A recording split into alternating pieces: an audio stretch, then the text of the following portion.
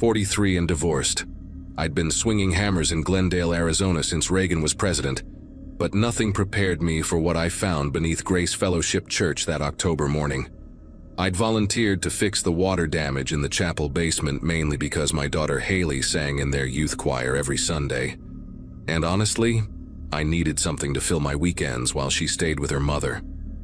Old churches always have their quirks: rotting joists, stone foundations that shift with the desert heat. But Grace Fellowship had bones from 1952, solid construction that just needed some love.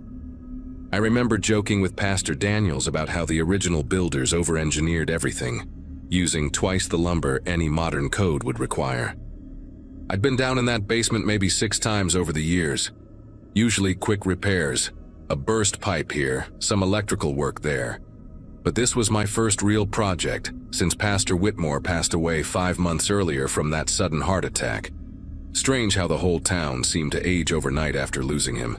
The man had baptized half of Glendale's population, including Haley just 2 years prior, his gentle voice and warm smile making even the teenagers feel welcomed at service. My crowbar hit something odd behind what I thought was solid foundation wall, a hollow thunk that shouldn't exist in poured concrete, and when I pulled away the rotting drywall someone had installed to hide it, I found a door painted the exact gray of the surrounding stone, its edges sealed with enough caulk to survive a flood, with a padlock that must have cost more than my first truck. Now I should have called Pastor Daniels right then, the new minister who'd taken over after Whitmore's death, but curiosity got me the same way it did when I was 12 and found my dad's hidden Playboy collection in the garage rafters. The padlock was a Medico military grade, the kind you'd see on government buildings, not church basements, and whoever installed it had welded a steel plate around the hasp to prevent anyone from prying it off. I spent 20 minutes with my bolt cutters, the metal groaning and fighting me every inch until it finally snapped with a sound like breaking bone. And when I pulled that door open, the smell hit me first, not decay exactly, but something stale and chemical, like a hospital room that hadn't seen fresh air since the Carter administration. The room stretched back maybe 15 feet, narrow enough that I could touch both walls with my arms spread, and every inch of wall space held makeshift shelves built from 2x4s and plywood, the kind of rushed construction that screamed temporary but had obviously been there for years. Each shelf held boxes, plastic bins, grocery bags, all labeled with masking tape and neat handwriting I recognized immediately as Pastor Whitmore's. Those same careful letters I'd seen on countless church bulletins and birthday cards. But these labels made my chest tighten in a way Sunday service never did. Catherine Moss, 2008, red one. And inside I could see a purse, car keys, a pair of glasses folded neatly on top of what looked like a wallet.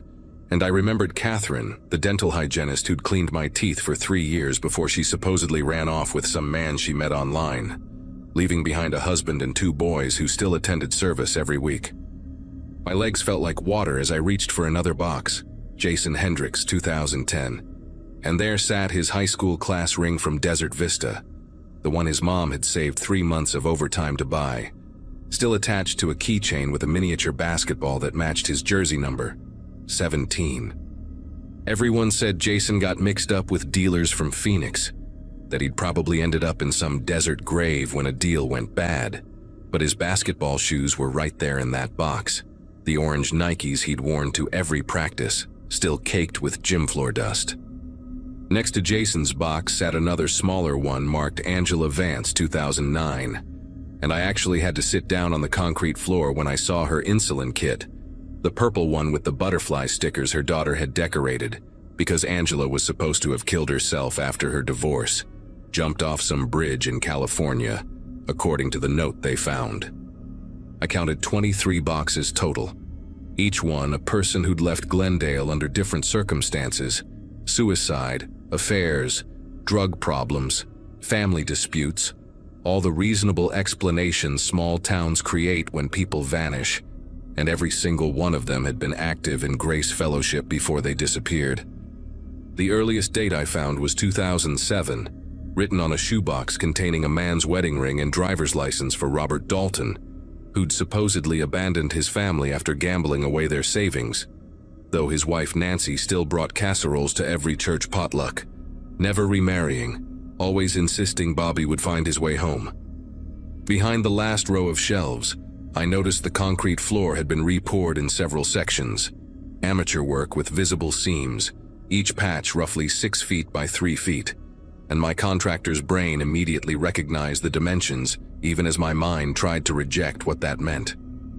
I must have stayed in that room for an hour, taking photos with my phone, documenting every box, every name, every date, my battery dropping from full to 30% as I captured evidence of what Pastor Whitmore, the man who'd counseled my ex-wife and me through our roughest patches, who'd visited my mother in hospice every single day during her final week, had been doing while preaching about salvation.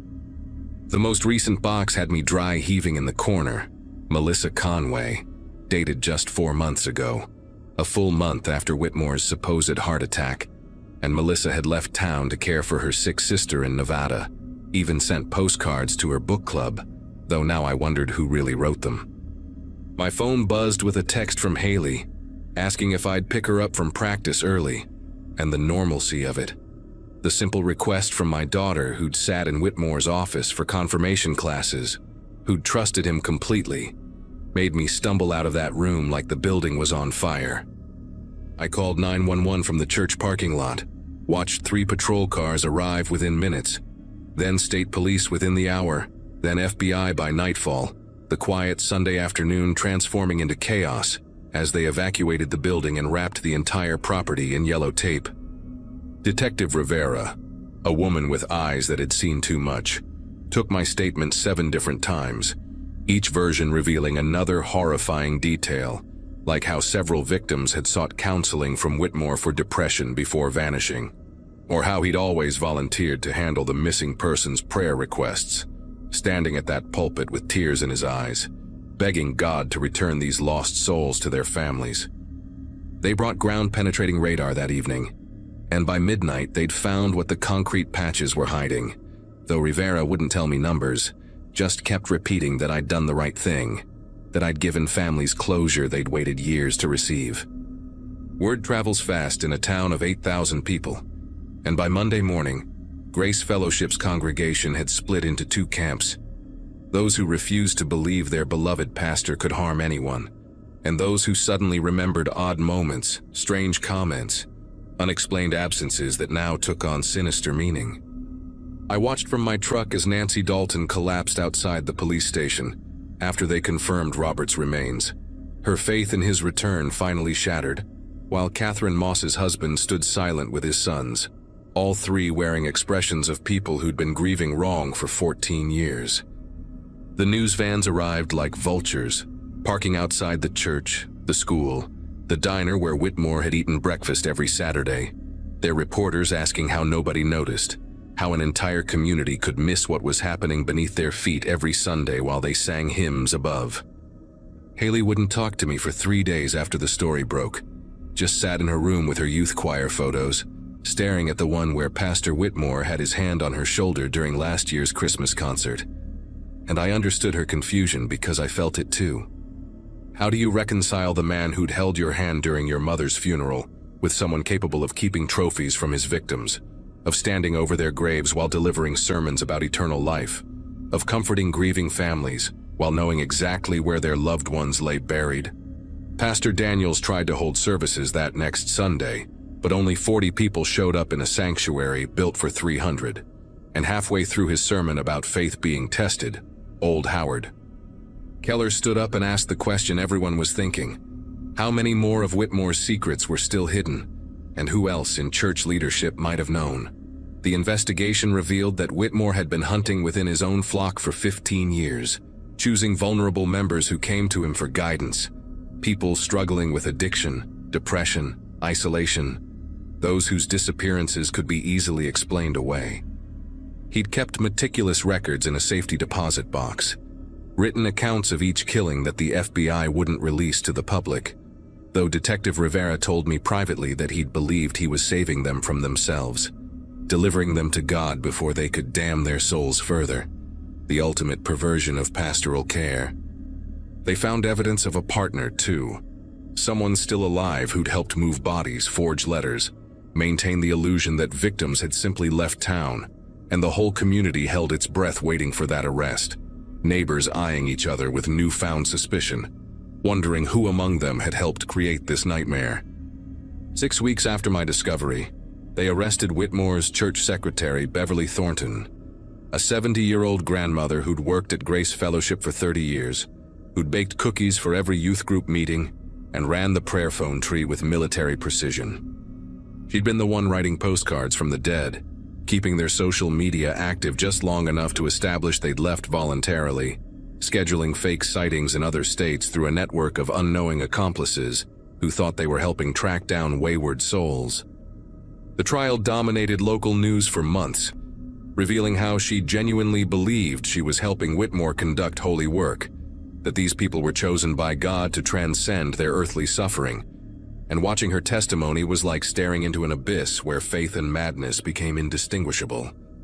Grace Fellowship closed permanently after that, the building sold to developers who tore it down to the foundation, though they had to dig down 12 feet to remove all the contaminated soil, and even now, 3 years later, that lot remains empty because nobody wants to build where 23 people lay buried, while their families prayed for their return just 1 floor above. I still do contractor work around Glendale, though I turn down any job involving churches, and sometimes clients recognize my name from the news coverage and ask about that day, but I just change the subject and focus on their kitchen remodel or bathroom tile.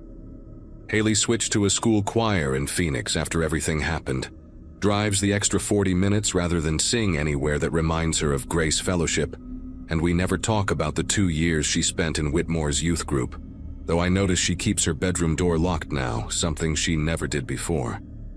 Most of the congregation scattered to different churches across the valley, trying to find faith again in new sanctuaries, but you can spot them sometimes at the grocery store or gas station. That particular hollow look of people who discovered their shepherd was actually the wolf, who learned that evil doesn't always announce itself with horns and sulfur, but sometimes wears a collar and knows all the right words to make you trust completely. I drive past that empty lot every day on my way to work, and while the city planted grass and everyone pretends it's just another piece of vacant land waiting for development, I know what was beneath that foundation, and I know that some holes in a community never really fill, just get covered over with fresh dirt and new grass, waiting for someone else to dig too deep and discover what small towns try so hard to bury.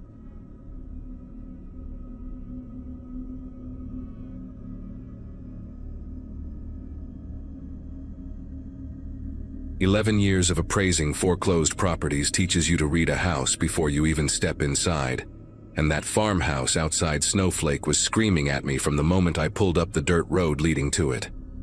My supervisor at Wells Fargo had flagged this one as a priority inspection, something about the previous owners vanishing mid-renovation and leaving 18 months of mortgage payments unpaid, which wasn't unusual, except for how insistent he was that I get out there before the end of the week.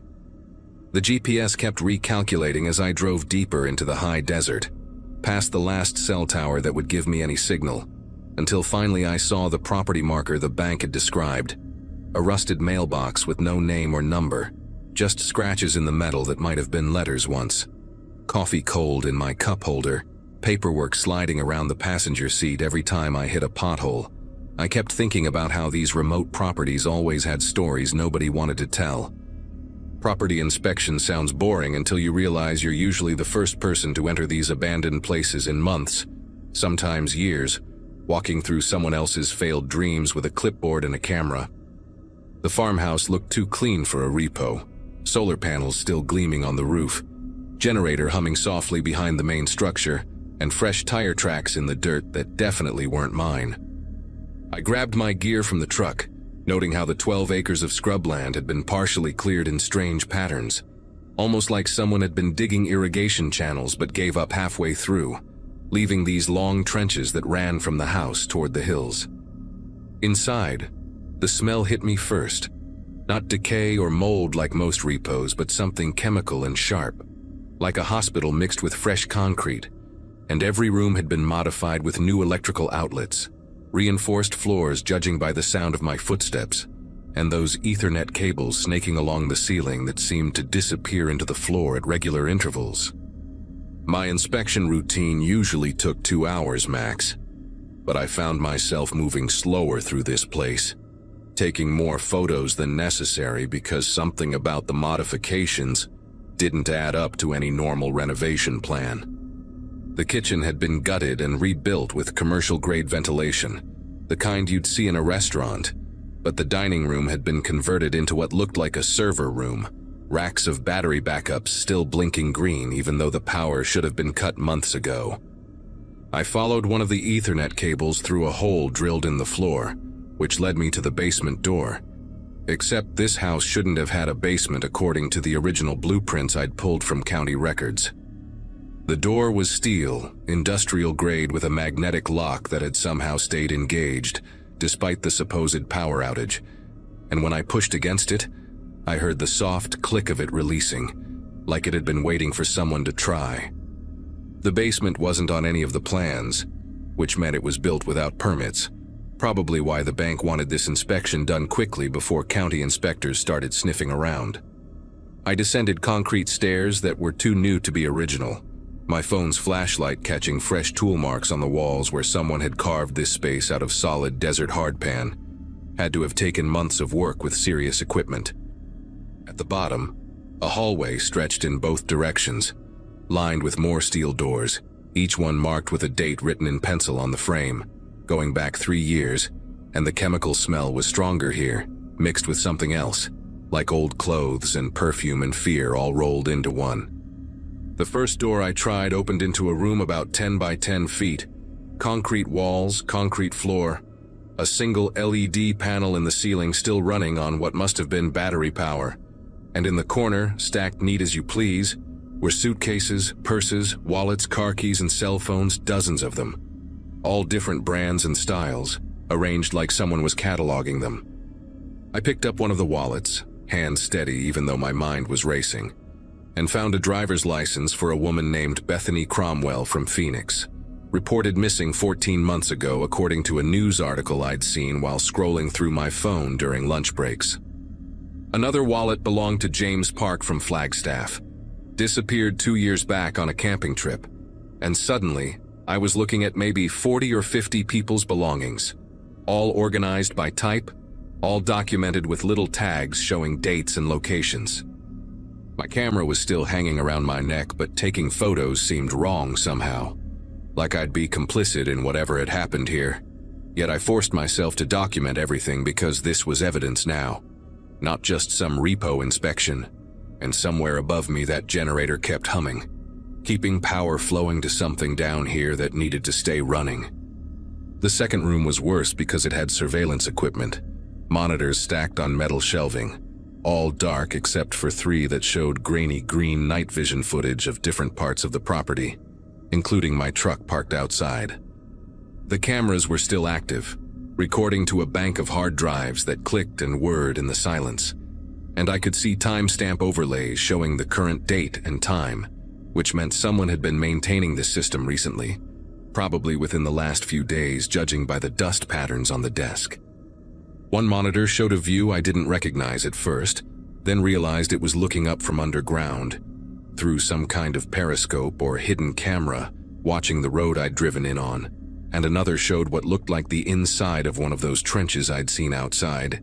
Except from this angle I could see there were actually grates at the bottom, drainage grates that led somewhere, probably right back to this basement. I should have left right then, called the sheriff's department from the road, let them handle whatever this was, but I kept moving down the hallway, checking each room like completing the inspection would somehow make this normal.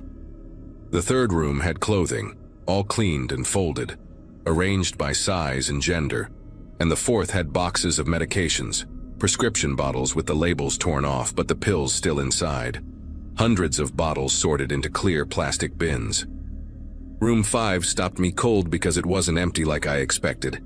There was a mattress on the floor, chains bolted to the wall, scratches in the concrete like someone had tried to claw their way out, and a bucket in the corner that I didn't want to think about.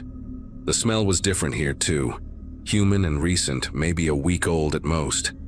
and on the mattress was a journal, leather-bound and filled with entries in different handwriting, like multiple people had written in it over time. The last entry was dated 5 days ago, just a single line that read, "They said someone would come for the house soon," written in shaky blue pen, and underneath that, in different handwriting, someone had added, "Make sure the cameras see everything." I was photographing the journal pages when I heard it, the magnetic lock on the basement door clicking shut with that same soft sound it had made when it opened, except this time I was on the wrong side of it. The monitors in the surveillance room would show me standing there, clutching that journal, finally understanding that this inspection wasn't random, that my supervisor sending me here alone wasn't about the bank needing a quick turnaround, and that those fresh tire tracks I'd seen weren't from someone leaving but from someone arriving, someone who knew exactly when I would be here. Panic doesn't describe what I felt, more like a cold calculation of exactly how screwed I was. No cell signal, nobody expecting me back for hours, and whoever built this place had thought through every detail. I ran back to the basement door, pushing against it, pulling on the handle, but magnetic locks don't work that way. They need power to release, and someone upstairs controlled that power. The ventilation system kicked on with a low hum, and I noticed vents in every room, wondering if that chemical smell was about to get stronger, if this was how it worked. But then I heard footsteps above me, slow and deliberate, walking from room to room like they were doing their own inspection. The journal was still in my hand, and I flipped through more pages, finding maps of the property with tunnel systems marked in red ink, notes about delivery schedules, and lists of names with check marks next to some, and question marks next to others. My supervisor's name was on there with a star beside it. I went back to the surveillance room, thinking maybe I could use the equipment to call for help, but the computers were locked, password protected, and the monitors just kept showing their feeds, including a new angle I hadn't noticed before, the basement hallway where I was standing right now, watching myself watch myself on screen. Then I saw movement on one of the exterior cameras, a van pulling up beside my truck, no license plates, and 2 people getting out wearing medical scrubs and surgical masks, carrying what looked like equipment cases, moving with the efficiency of people who'd done this before. They weren't hurrying, weren't worried about being seen, just methodically unloading their van like this was any other job. And one of them looked directly at the camera and gave a small wave, like they knew I was watching, like they wanted me to see what was coming next. The drainage grates, that's when it clicked. Those trenches weren't failed irrigation, they were escape routes or maybe disposal routes, and the journal mentioned something about the runners who tried to use them but never made it past the sensors. I grabbed a metal shelf bracket from the surveillance room and went to work on one of the grates in the hallway floor, prying at the edges until my fingers bled, because staying here meant ending up in one of those rooms or worse, and at least the tunnels gave me a chance. The grate came loose just as I heard the basement door's magnetic lock disengage with that soft click, and I didn't wait to see who was coming down, just dropped into the tunnel, landing hard on wet concrete about 8 feet down, my ankle twisting but not breaking, and started crawling through absolute darkness toward what I hoped was away from the house. Behind me, I could hear voices echoing down the tunnel, calm and professional, discussing dosages and prep times like they were planning a medical procedure, and one of them mentioned that the cameras in the tunnels had night vision so they could track my progress, guide me where they wanted me to go. I kept crawling anyway, using my phone's dying flashlight to navigate through the narrow concrete tube, trying not to think about what might be on the walls I was touching or what had happened to the others who'd tried this route. After what felt like hours but was probably 20 minutes, I hit a junction where 3 tunnels met, and I could hear water flowing somewhere below. An underground stream, maybe. Something not on their plans. I chose the tunnel that sloped downward, following the sound of water, and eventually broke through a rusted grate into a natural cave system, part of the limestone formations common in that part of Arizona. And for the first time since that door locked, I had hope. The cave led to an old mine shaft, abandoned probably since the 1940s based on the equipment I passed, and from there to a desert wash about 2 miles from the farmhouse, where I emerged covered in mud and blood, my ankle swollen to twice its size, but alive and free with my camera's memory card still in my pocket, containing every photo I'd taken. A rancher found me stumbling along Highway 77 about an hour later, half delirious from dehydration and pain, and drove me straight to the emergency room in Show Low, where I told the cops everything while a nurse cleaned gravel out of my palms. The FBI took over within hours, but when they got to the farmhouse the next morning, the basement was filled with concrete, fresh poured and still warm, all the evidence buried under tons of industrial-grade quick-set cement that would take weeks to excavate. My photos became the only proof of what I'd found. Grainy and dark, but clear enough to match belongings to missing persons cases across 3 states. Clear enough that families finally had answers, even if they'd never have closure. The bank fired my supervisor 2 days later, claimed they had no knowledge of any connection to the property, and their lawyers made sure I understood that discussing any theories about their involvement would result in lawsuits I couldn't afford to fight. I quit doing property inspections after that, moved to New Mexico, and got a job appraising commercial real estate. Nice clean office buildings with security cameras that actually keep people safe instead of documenting their disappearance.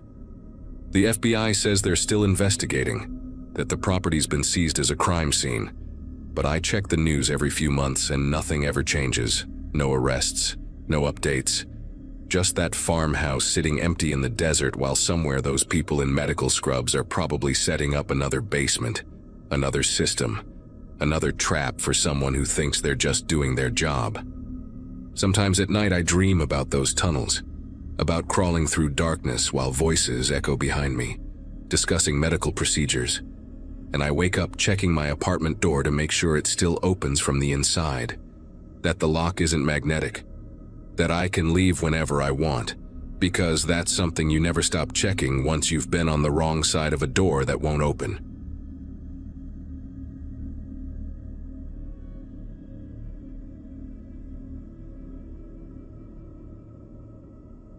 Estate auctions always drew the same crowd around Holbrook, mostly dealers hunting for antiques and locals hoping to score cheap furniture. That Saturday morning in early June, I pulled into the old Garrison Ranch with my pickup truck and a thermos of coffee, ready to bid on some farming equipment for my own small operation just outside town. My dad had worked cattle ranches his whole life before passing 5 years back, and seeing all those weathered barns and dusty corrals brought back memories of helping him during brandings when I was barely tall enough to reach the gate latches. I recognized most faces in the crowd, folks I'd gone to school with or bought feed from over the years. Everyone chatting about how the bank finally foreclosed after old man Garrison died without any heirs to claim the place. What struck me first was the sheer volume of personal belongings scattered across the auction tables, way more than you'd expect from one elderly rancher living alone. There were work boots in at least 15 different sizes, dozens of worn leather belts, stacks of faded denim jackets with different builds and wear patterns, like they'd belonged to men of various heights and body types. The auctioneer's assistant, a kid named Bradley who went to school with my nephew, kept pulling out boxes filled with wallets, pocket knives, wristwatches, even sets of false teeth in small plastic cases. Each item had a lot number taped to it, and Bradley's mother was cataloging everything on her laptop, occasionally pausing to wipe dust from her glasses and squint at some detail that didn't quite add up in their inventory sheets. I wandered over to a folding table near the barn, where they'd arranged dozens of framed photographs, most showing groups of ranch hands posing with horses or standing around branding fires. The photos spanned what looked like 40 years, judging by the changes in truck models visible in the backgrounds and the evolution from black and white to faded color prints. In every single photo, Garrison stood in the center, his distinctive curved spine and drooping left eye making him easy to spot, but the workers around him never repeated from one picture to the next.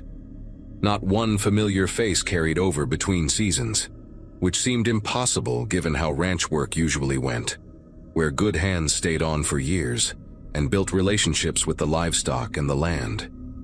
A woman named Dolores, who ran the local historical society and collected old photographs of the area, picked up one of the larger frames and studied it with a magnifying glass she pulled from her purse. She pointed out something to her husband, Frank, and they both leaned in close, whispering about recognizing someone in the photo who they thought had moved to Colorado back in the 80s. But then Dolores found another photo from 1992 with what looked like the same man's baseball cap and distinctive turquoise belt buckle laid out on a bunkhouse cot, like someone had arranged his belongings for a picture after he'd gone. The more photos we examined, the more we found these strange still life shots of personal items, always taken in the same bunkhouse room with the same iron bed frame, each one labeled on the back with just a year and a single initial.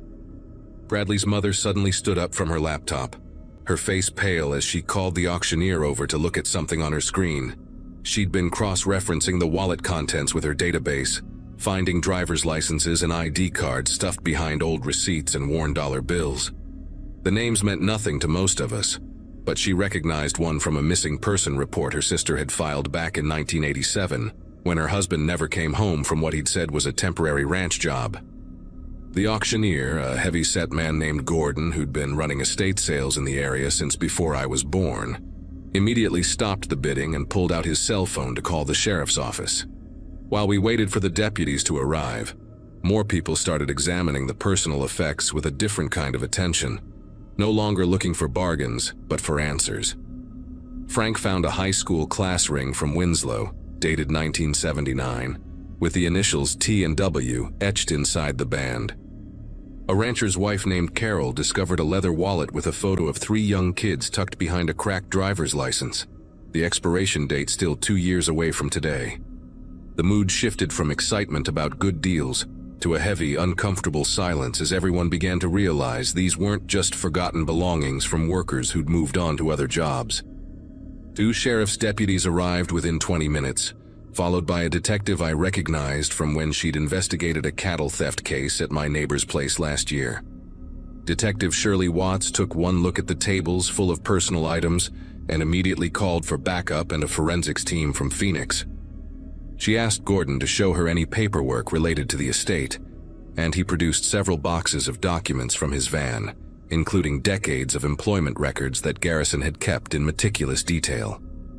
Each file contained a single sheet with a worker's name, their start date, and a handwritten note about when they'd supposedly left, always some variation of moved on or headed back home, with no forwarding address or final paycheck recorded. The detective ordered everyone to step back from the auction items while her team photographed everything, but she allowed Dolores to point out which photographs showed the still life arrangements of belongings. Dolores had counted 37 of these images, each one dated between 1976 and just 6 months ago, when neighbors had last seen Garrison alive and walking his property line with that distinctive shuffling gait of his. The forensics photographer, a young man who kept having to steady his camera because his grip was trembling, noticed that the same rusty nail on the bunkhouse wall appeared in every shot, and that the items were always arranged in the same pattern: work boots at the foot of the bed, hat on the pillow, wallet and personal effects spread across the thin mattress like someone was taking inventory. By noon, there were 8 police vehicles parked along the ranch's dirt road, and they'd strung yellow tape around the entire auction area. Detective Watts had us all write down our contact information and asked if anyone remembered specific ranch hands who'd worked for Garrison over the years. An older man named Eugene, who'd sold hay to the ranch for 3 decades, mentioned how he'd always found it strange that Garrison went through workers so fast, sometimes hiring new hands every few months, always saying the previous ones couldn't handle the isolation or had drinking problems. Eugene remembered dropping off a hay delivery in 1995 and chatting with a friendly worker named Luis, who'd promised to help him load some equipment the following week. But when Eugene returned, Garrison said Luis had hitchhiked to Phoenix in the middle of the night, without even collecting his pay. Around 2 in the afternoon, they brought in cadaver dogs, and within minutes, the first dog alerted near the old well behind the main barn. The handler, a woman with graying hair pulled back in a tight ponytail, tried to keep her expression neutral, but I saw her jaw clench when the dog sat down and refused to move, whining in that particular way that meant it had found something significant. The second dog alerted at the exact same spot, then ran in widening circles, alerting again and again at different points in what looked like a rough grid pattern extending out from the well for about 50 yards. The forensics team started marking each spot with small orange flags, and soon that patch of dusty ground looked like a miniature cemetery with flags instead of headstones, far too many to be explained by buried livestock or ranch animals. Detective Watts gathered those of us who'd been at the auction and told us we were free to leave, but asked us to remain available for follow-up questions. She mentioned that the FBI would likely get involved given the scope of what they were uncovering, and that the investigation would probably reveal victims from multiple states who'd come to Arizona looking for ranch work. As I walked back to my truck, I passed the table with all those photographs, and one caught my eye. A group shot from 1988 where a young man in the back row wore the same style of watch my father had worn, a silver Timex with an expandable band that he'd gotten for his 40th birthday. My chest tightened as I remembered Dad mentioning a cousin who'd disappeared around that time, supposedly run off to Alaska for pipeline work, though the family never heard from him again. The excavation took 3 weeks, and the final count was 41 bodies, all buried in shallow graves in that grid pattern the dogs had detected. Most were migrant workers or drifters who'd answered ads for ranch work, men without close families or anyone to report them missing. The forensics team found that Garrison had poisoned them with antifreeze mixed into coffee or food, then buried them within hours, keeping their belongings as some kind of twisted trophies. They found journals in his house where he'd written brief notes about each man, criticizing their work ethic or personality flaws, as if justifying what he'd done. The FBI traced several victims through DNA and dental records, finally giving families answers about relatives who'd simply vanished. The ranch was eventually demolished, the land sold to the state as part of a settlement with the victims' families, and now it's just empty desert with a small memorial plaque that most people driving past would never notice.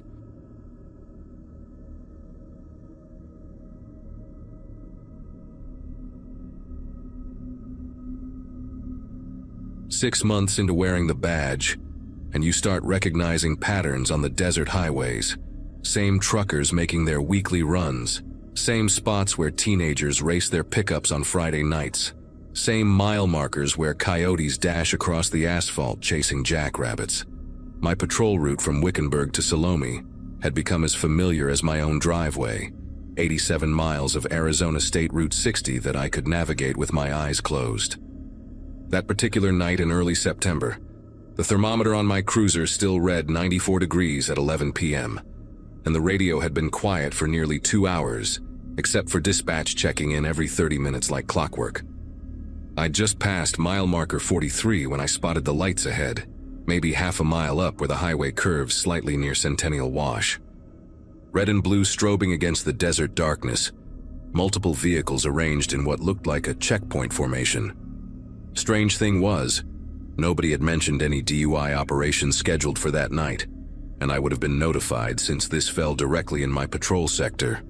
Protocol demanded that all highway units be aware of any traffic stops or checkpoints in their assigned areas, especially on a stretch of road this isolated where backup could take 40 minutes to arrive. I eased off the accelerator and grabbed my radio, calling dispatch to confirm what I already suspected they'd say. Dispatch came back negative, no scheduled operations in my sector, no other units reporting activity near Centennial Wash. The woman on the radio, Donna, who'd been working nights longer than I'd been alive, asked if I needed backup to investigate. I told her to stand by while I approached, figuring maybe it was county sheriffs or even federal agents working something they hadn't bothered to coordinate with us. Happens more often than you'd think out here near the border, different agencies stepping on each other's toes, though usually someone gives us a courtesy heads up. As I got closer, I counted 4 vehicles total, what appeared to be 2 cruisers and 2 unmarked SUVs, all with light bars active, positioned to funnel traffic into a single lane. The first thing that struck me as wrong was the uniforms. Even from 30 yards out with my headlights illuminating the scene, I could tell these weren't standard Arizona Highway Patrol, weren't Maricopa County, weren't any department insignia I recognized. Dark blue, almost black, with reflective strips in odd places, diagonal across the chest instead of horizontal. And these guys were wearing tactical vests over their uniforms but no visible badges or nameplates. One of them stepped forward with his hand up, signaling me to stop, and he had this earpiece with a coiled wire disappearing into his vest, like Secret Service or something. I rolled down my window, and the desert heat immediately flooded the air-conditioned cabin, bringing with it the smell of creosote and dust. The man who approached my window had a face I'll never forget, not because of any particular feature, but because of how absolutely average it was, like someone had used AI to generate the most generic white male face possible. When he spoke, his accent was neutral, no regional markers, just flat American English that could have come from anywhere or nowhere. He asked for my identification, which immediately set off every alarm in my head because I'm sitting there in a marked Arizona Highway Patrol vehicle wearing my full uniform. I asked him what agency he was with, and he just repeated his request for identification, his expression never changing, like he was reading from a script he'd memorized phonetically without understanding the words. Behind him, I could see 3 other men in similar uniforms standing at various points around their vehicles. And here's where it gets genuinely bizarre. None of them were moving, not shifting their weight, not turning their heads to look at passing tumbleweeds, not even adjusting their stance against the desert wind that was picking up. They stood like mannequins, perfectly still except for their hair and clothing rippling in the breeze. One of them was holding what looked like a tablet or electronic clipboard, but the screen was facing away from me, casting this unnatural white glow on his face that made his features look washed out and skeletal. I reached for my radio again, keeping my eyes on the man at my window, and told Donna I was going to need that backup after all, possible impersonation of law enforcement officers. The moment I said those words into the radio, the man at my window took a step back and made this hand gesture to the others, just a quick circular motion with his index finger. All 4 of them moved in perfect synchronization toward their vehicles. No rushing, no panic, just smooth, coordinated movement, like they'd rehearsed this exact scenario 100 times. I put my cruiser in park and stepped out, my hand instinctively resting on my service weapon, calling out for them to stop and identify themselves. Not one of them acknowledged me, just continued their synchronized retreat to their vehicles. That's when I noticed their cruisers had no department markings, no unit numbers, just white doors with generic star-shaped badges that could have been bought from any police supply website. What happened next still makes me question my own perception, even though I've watched the dashcam footage probably 200 times since that night. They started their vehicles simultaneously, all 4 ignitions turning over at the exact same moment. And as they pulled away in a perfect convoy formation, their emergency lights were still flashing. But here's the thing that nobody can explain. On the dashcam video, those lights just cut out mid-frame. Not like someone hit a switch, but like they simply ceased to exist between one fraction of a second and the next. One frame shows 4 vehicles with active light bars heading north on Route 60. The next frame shows the same vehicles, but the lights are gone, just gone, like they were edited out of reality. I stood there on that empty highway, watching their taillights disappear into the darkness, while Donna's voice crackled through my radio asking for my status. Backup arrived 17 minutes later, 2 units racing in from Wickenburg with their sirens wailing. By then, I'd walked the entire area where the checkpoint had been, using my flashlight to search for any evidence they'd been there. No tire marks in the soft shoulder where they'd been parked, no footprints in the desert sand despite the fact that I'd watched them walking around. Not even the usual trash you'd find at any traffic stop. No cigarette butts, no coffee cups, nothing. The only thing I found was this weird residue on the asphalt, like someone had spilled metallic paint that had already dried. These silver-gray patches arranged in an almost perfect rectangle where one of their vehicles had been positioned. I scraped some of it into an evidence bag, though the lab later said it was just standard road surface material. Nothing unusual about its composition. The investigation that followed turned into one of those cases that gets passed around the department in whispers. Investigators pulled traffic camera footage from both directions, but the cameras mysteriously showed nothing during that 20-minute window, just empty highway, even though 3 civilian vehicles had passed through and their drivers independently reported seeing the checkpoint. A trucker named Walter Gibson had even been stopped by them, said they asked him bizarre questions about his cargo manifest, specifically wanting to know if he was carrying any agricultural products or soil samples, which he wasn't. A couple in an RV, the Andersons from Michigan, said the men had waved them through after shining flashlights into their vehicle for an uncomfortably long time without saying a word.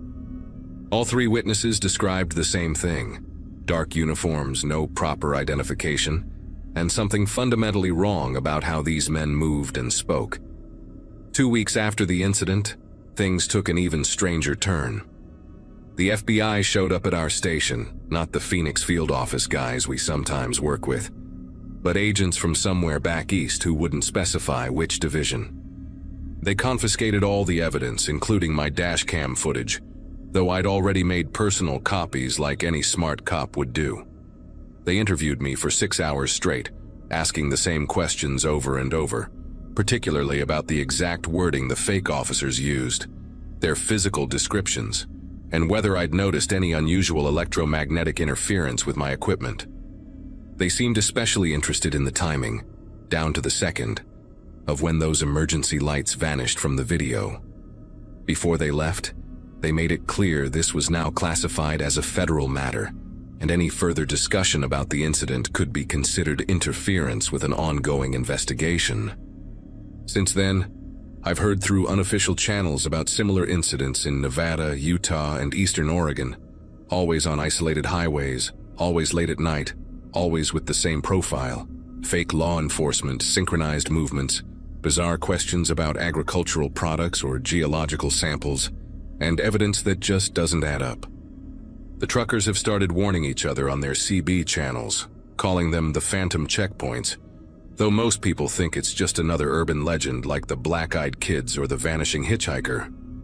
But I know what I saw that night, what my camera recorded, and what those other witnesses experienced. Whoever those men were, whatever they were looking for out there in the desert, they're still operating. I've transferred to day shifts now. Told my supervisor it was about wanting a better schedule, but the truth is, I can't drive that stretch of highway at night anymore without constantly checking my mirrors, wondering if I'll see those lights again, wondering if next time they won't just let me drive away.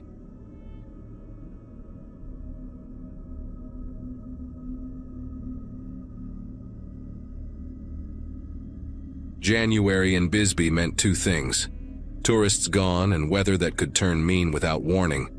I'd inherited my grandmother's place just outside town limits the previous spring, right after finishing my nursing degree at 31, and most folks thought I was crazy for actually moving in.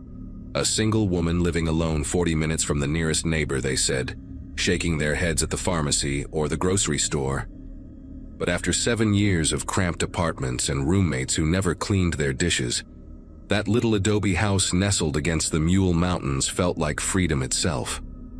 I had my books, my cat Oliver, and enough savings to take a few months off before starting at the regional hospital.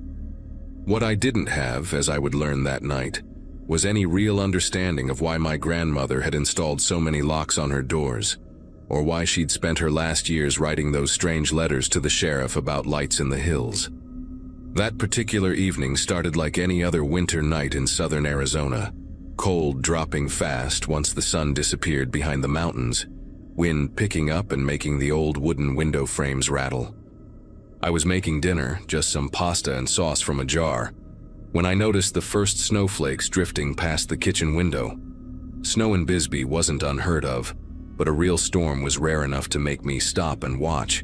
Within an hour, it was coming down heavy, coating the desert landscape in white, transforming the familiar saguaros and ocotillos into strange, hulking shapes. Oliver sat on his perch by the window, tail twitching at something outside that I couldn't see. Around 7, I tried calling my friend Claire in town to joke about the weather, but my phone had no signal. Not unusual out here when storms rolled through. I wasn't worried yet. I had firewood, plenty of food, and the generator my grandmother had installed would kick in if the power went out. I actually felt cozy, safe even, watching the snow pile up on the porch rails while I settled in with a paperback thriller, the irony of which wouldn't hit me until much later. At exactly 9:17, I know because I'd just checked my phone hoping for signal, everything went dark. Not the gradual dimming you get when a storm knocks down a power line somewhere far away, but an instant, complete blackness, like someone had thrown a switch. The heater's hum died. The refrigerator stopped its gentle rumbling, and suddenly all I could hear was wind and snow hitting the windows. I felt my way to the kitchen drawer where I kept a flashlight, knocking over my water glass in the process. The crash made Oliver yowl and bolt upstairs. As I clicked on the flashlight, I waited for the familiar rumble of the generator kicking in. My grandmother had paid good money for that thing. Always paranoid about losing power out here. 10 seconds passed, then 20, then a full minute. Nothing. The house grew colder by the second. That high desert cold that seeps through walls and finds your bones. I pulled on my jacket and headed for the back door, flashlight beam cutting through the darkness, to check the generator shed. I'd made it halfway across the kitchen when I heard them. Footsteps in the snow, slow and deliberate, crunching their way around the side of the house toward the front porch. Not the quick, light steps of a deer or javelina. These had weight behind them, a rhythm that only comes from two human legs. I clicked off my flashlight immediately, muscle memory from all those true crime podcasts I'd listened to, and pressed myself against the wall. The footsteps continued, unhurried, like whoever it was knew exactly where they were going. They stopped right at my front porch, maybe 10 feet from where I stood frozen in my dark kitchen. For a moment there was only silence and the whisper of falling snow. Then I heard something that made every nerve in my body fire at once. The distinct metallic scraping of someone trying different keys in my front door lock. Not picking it, not forcing it, but methodically trying key after key like they had a whole ring of them. My mind raced. Who would have keys? The previous owners? Someone my grandmother knew? The scraping stopped, followed by a low grunt of frustration, and then the footsteps started again, moving now toward the back of the house where I'd been heading, toward the generator shed, toward the only other door. I had maybe 30 seconds before those footsteps reached the back door. My legs finally responded, carrying me on silent, socked feet to the hallway closet where my grandmother had kept her hunting rifle. My fingers found it in the dark, dusty but solid, and I grabbed the box of shells from the top shelf. I'd learned to shoot years ago, but loading in pitch blackness with trembling fingers while listening to those steady footsteps getting closer was something else entirely. I managed to get 3 shells in before I heard the back door handle rattle. Then, just like with the front door, came that horrible scraping of keys. One key, then another, then another. Whoever this was had been prepared, had planned this. The wind howled, covering the sound of my breathing as I positioned myself at the end of the hallway with a clear view of the back door. Through the small window in the door, I could make out a shape. Tall, bulky in what looked like a heavy coat, face obscured by darkness and snow. The figure tried another key, and this time I heard the subtle click of a lock turning. My grandmother had installed a deadbolt and a chain lock in addition to the regular lock.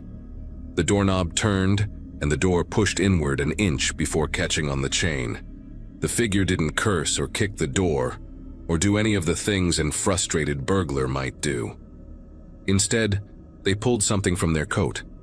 A pair of bolt cutters, the long handles gleaming faintly in what little moonlight filtered through the storm clouds. They slipped the cutting end through the gap in the door, searching for the chain, and that's when I saw their wrist in the sliver of space, a thick leather watch band, and below it, a tattoo I recognized with a sick jolt of terror.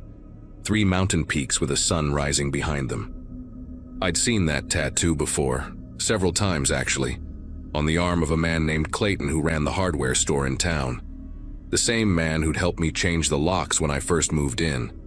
The same man who'd made copies of my keys for the spare set I'd wanted to hide outside. The same man who'd asked so many questions about me living alone, about my schedule, about whether anyone ever came to visit. The bolt cutters found the chain and began to close with a metallic grinding sound. In about 5 seconds, he'd be inside my house.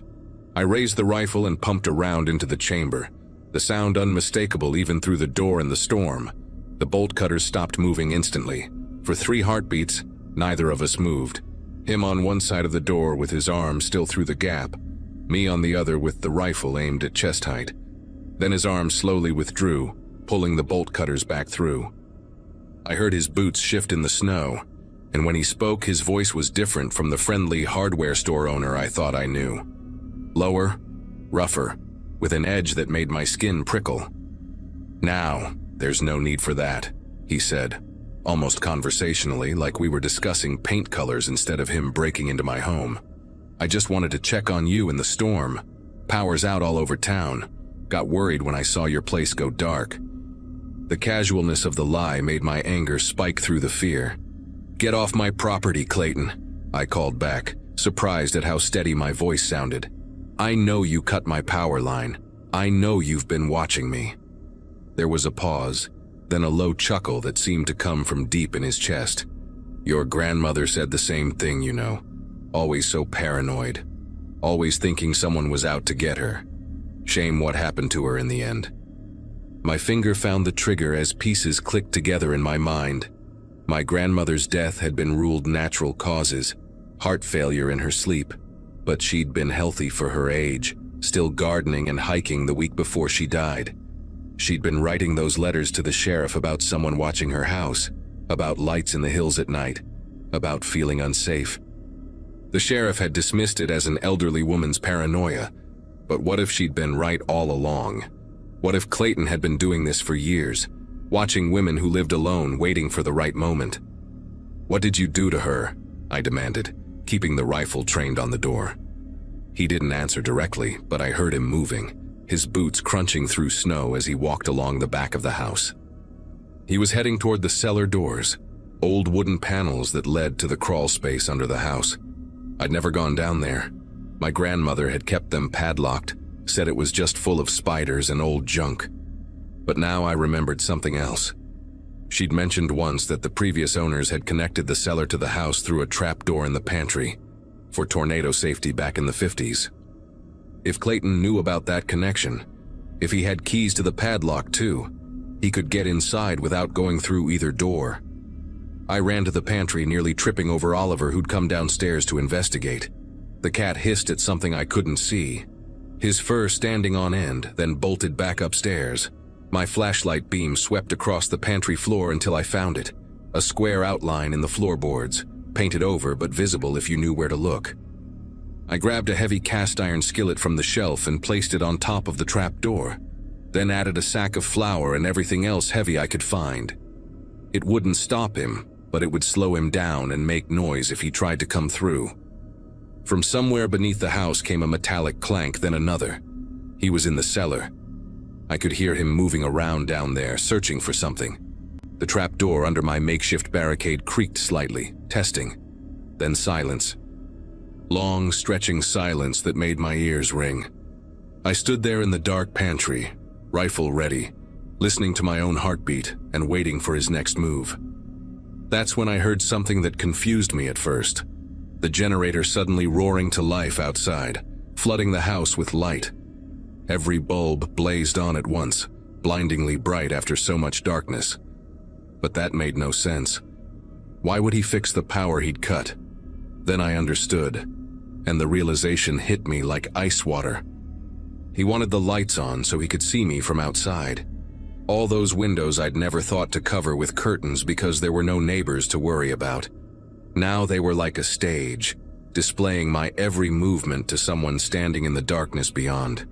I was lit up like an actress in a spotlight, while he was invisible in the storm. I dropped to the floor immediately, crawling military-style toward the living room where the curtains were drawn. Behind me, I heard the cellar doors slam shut, and footsteps running through the snow circling the house. He was looking for me through the windows, hunting for his perfect shot or angle of entry. I reached the living room and pressed my back against the wall between two windows, trying to control my breathing. The footsteps stopped somewhere near the kitchen windows. Then I heard something that made my chest tighten, the distinct sound of glass cutting, that high-pitched squeak of a glass cutter scoring a window. He was going to cut a hole, reach through, and unlock a window from the inside. No keys needed, no forcing doors. Just a clean, quiet entry while I huddled here in the light he'd so thoughtfully provided. I knew I had to move fast. The glass cutter stopped, and I heard a sharp tap. He was breaking out the scored circle. I belly crawled to the breaker box in the hallway, reached up and flipped the main switch. Darkness swallowed everything again. This time, I heard him curse loudly from outside, the first real sign of frustration he'd shown. Good. Let him be the one stumbling blind in the snow. I made my way back to the kitchen by memory, avoiding the furniture I knew was there, and positioned myself where I could see both the back door and the window he'd been working on. The hole in the glass was visible as a darker circle against the dark window, about the size of a softball, right next to the window latch. Snow was already blowing through it, creating a small drift on my kitchen counter. For a moment, everything was still except for the wind. Then I saw movement at the hole, a gloved hand reaching through, feeling for the latch. I raised the rifle and fired without hesitation. The blast was deafening in the enclosed space, and the window exploded outward in a shower of glass. The hand vanished instantly, and I heard Clayton swearing and stumbling through the snow, moving away from the house. I'd missed him, probably intentionally. I couldn't bring myself to actually shoot someone, even him. But the message was clear. For the next hour, nothing happened. I stayed in my defensive position, rifle ready, listening. The snow kept falling, the wind kept howling, but Clayton had gone silent. Maybe I'd scared him off. Maybe he was waiting me out. My phone suddenly buzzed. One bar of signal had appeared. I quickly dialed 911, my voice shaking as I explained the situation to the dispatcher. She said units were already on their way. Apparently, Clayton's wife had called 20 minutes ago when she'd discovered his workshop. She'd found what she called a disturbing collection. Hundreds of photos of my grandmother's house, detailed notes about her routines, and similar documentation about 4 other women in the county, including me. She'd also found my grandmother's missing jewelry and a key ring with copies of keys labeled with addresses. The dispatcher told me to stay on the line, that officers were 5 minutes out despite the storm. As I waited, I heard sirens in the distance growing louder. Then from somewhere outside, Clayton's voice, calm again but with an edge of something like disappointment. They never would have known if you'd just been friendly, just like your grandmother, too suspicious for your own good. I didn't respond. 2 minutes later, red and blue lights filled my windows and I heard officers shouting commands. They found Clayton trying to hide in the generator shed, still holding the glass cutter and the bolt cutters, his right hand bleeding from where flying glass had caught him. The trial made headlines across Arizona. Clayton Pierce, that was his full name, had been stalking and terrorizing women in the area for over 15 years. The prosecutor presented evidence linking him to my grandmother's death. He'd been entering her home at night, using his copied keys, moving things around, creating stress that likely triggered her fatal heart attack. They found journals in his workshop dating back decades, documenting his obsession with women who lived alone, especially those he'd helped at his hardware store. 4 other women came forward during the investigation, sharing stories of strange incidents they'd dismissed as coincidence, missing items that would reappear days later, doors they swore they'd locked found open, the feeling of being watched that everyone told them was just paranoia. One woman, a retired teacher named Dorothy, broke down crying when she learned the truth. She'd moved away 3 years ago, convinced she was losing her mind when things in her house kept moving on their own. Clayton got life without parole. His wife divorced him and left town. The hardware store closed and someone from Phoenix bought the building to turn it into an antique shop. I still live in my grandmother's house. I installed security cameras, motion lights, and a better alarm system. I got bars for the basement windows and replaced all the locks again, this time doing it myself. Oliver still sits by the windows, but now he seems calmer, like whatever he was sensing before is finally gone. Sometimes, on winter nights when the wind picks up, I remember that night and check my locks twice, but I refuse to let fear drive me from the home my grandmother loved, the home she tried to protect. I know now that she wasn't paranoid. She was right. And her refusal to be driven away, even in the face of real danger, gave me the strength to stay and fight when my turn came. The sheriff's department formally apologized for dismissing her concerns, and they've implemented new protocols for handling stalking reports. I started working at the hospital last month, and I'm slowly making friends in town. People still whisper about what happened sometimes, but mostly they just nod respectfully when they see me at the store or the diner. I'm the woman who fought back, who survived, who helped expose a predator that had been hiding in plain sight for years. My grandmother would be proud.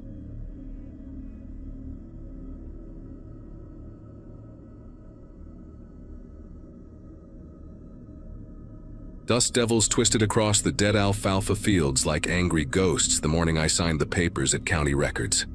My father's funeral had been 5 days earlier, August 2017, and I'd spent those days wandering the ranch house in a daze, opening drawers full of his things and closing them again without really seeing what was inside. The lawyer, a tired-looking woman named Paulson, had explained the inheritance in simple terms, but I barely heard her over the ringing in my ears that hadn't stopped since the heart attack took him. 26 years of watching Dad work himself into the ground, and now the whole dying operation was mine. The ranch sprawled across 240 acres of cracked earth in eastern Arizona, about an hour outside of Tucson, where rain was a concept people talked about the way they talked about winning the lottery. The Brennan property sat directly east of ours, separated by a fence line that had been the subject of arguments, threats, and one fistfight that had landed both our fathers in county lockup back in 1993. The dispute went back to my grandfather's time, something about a survey error in the 1950s that put our well 6 feet onto what the Brennans claimed was their land.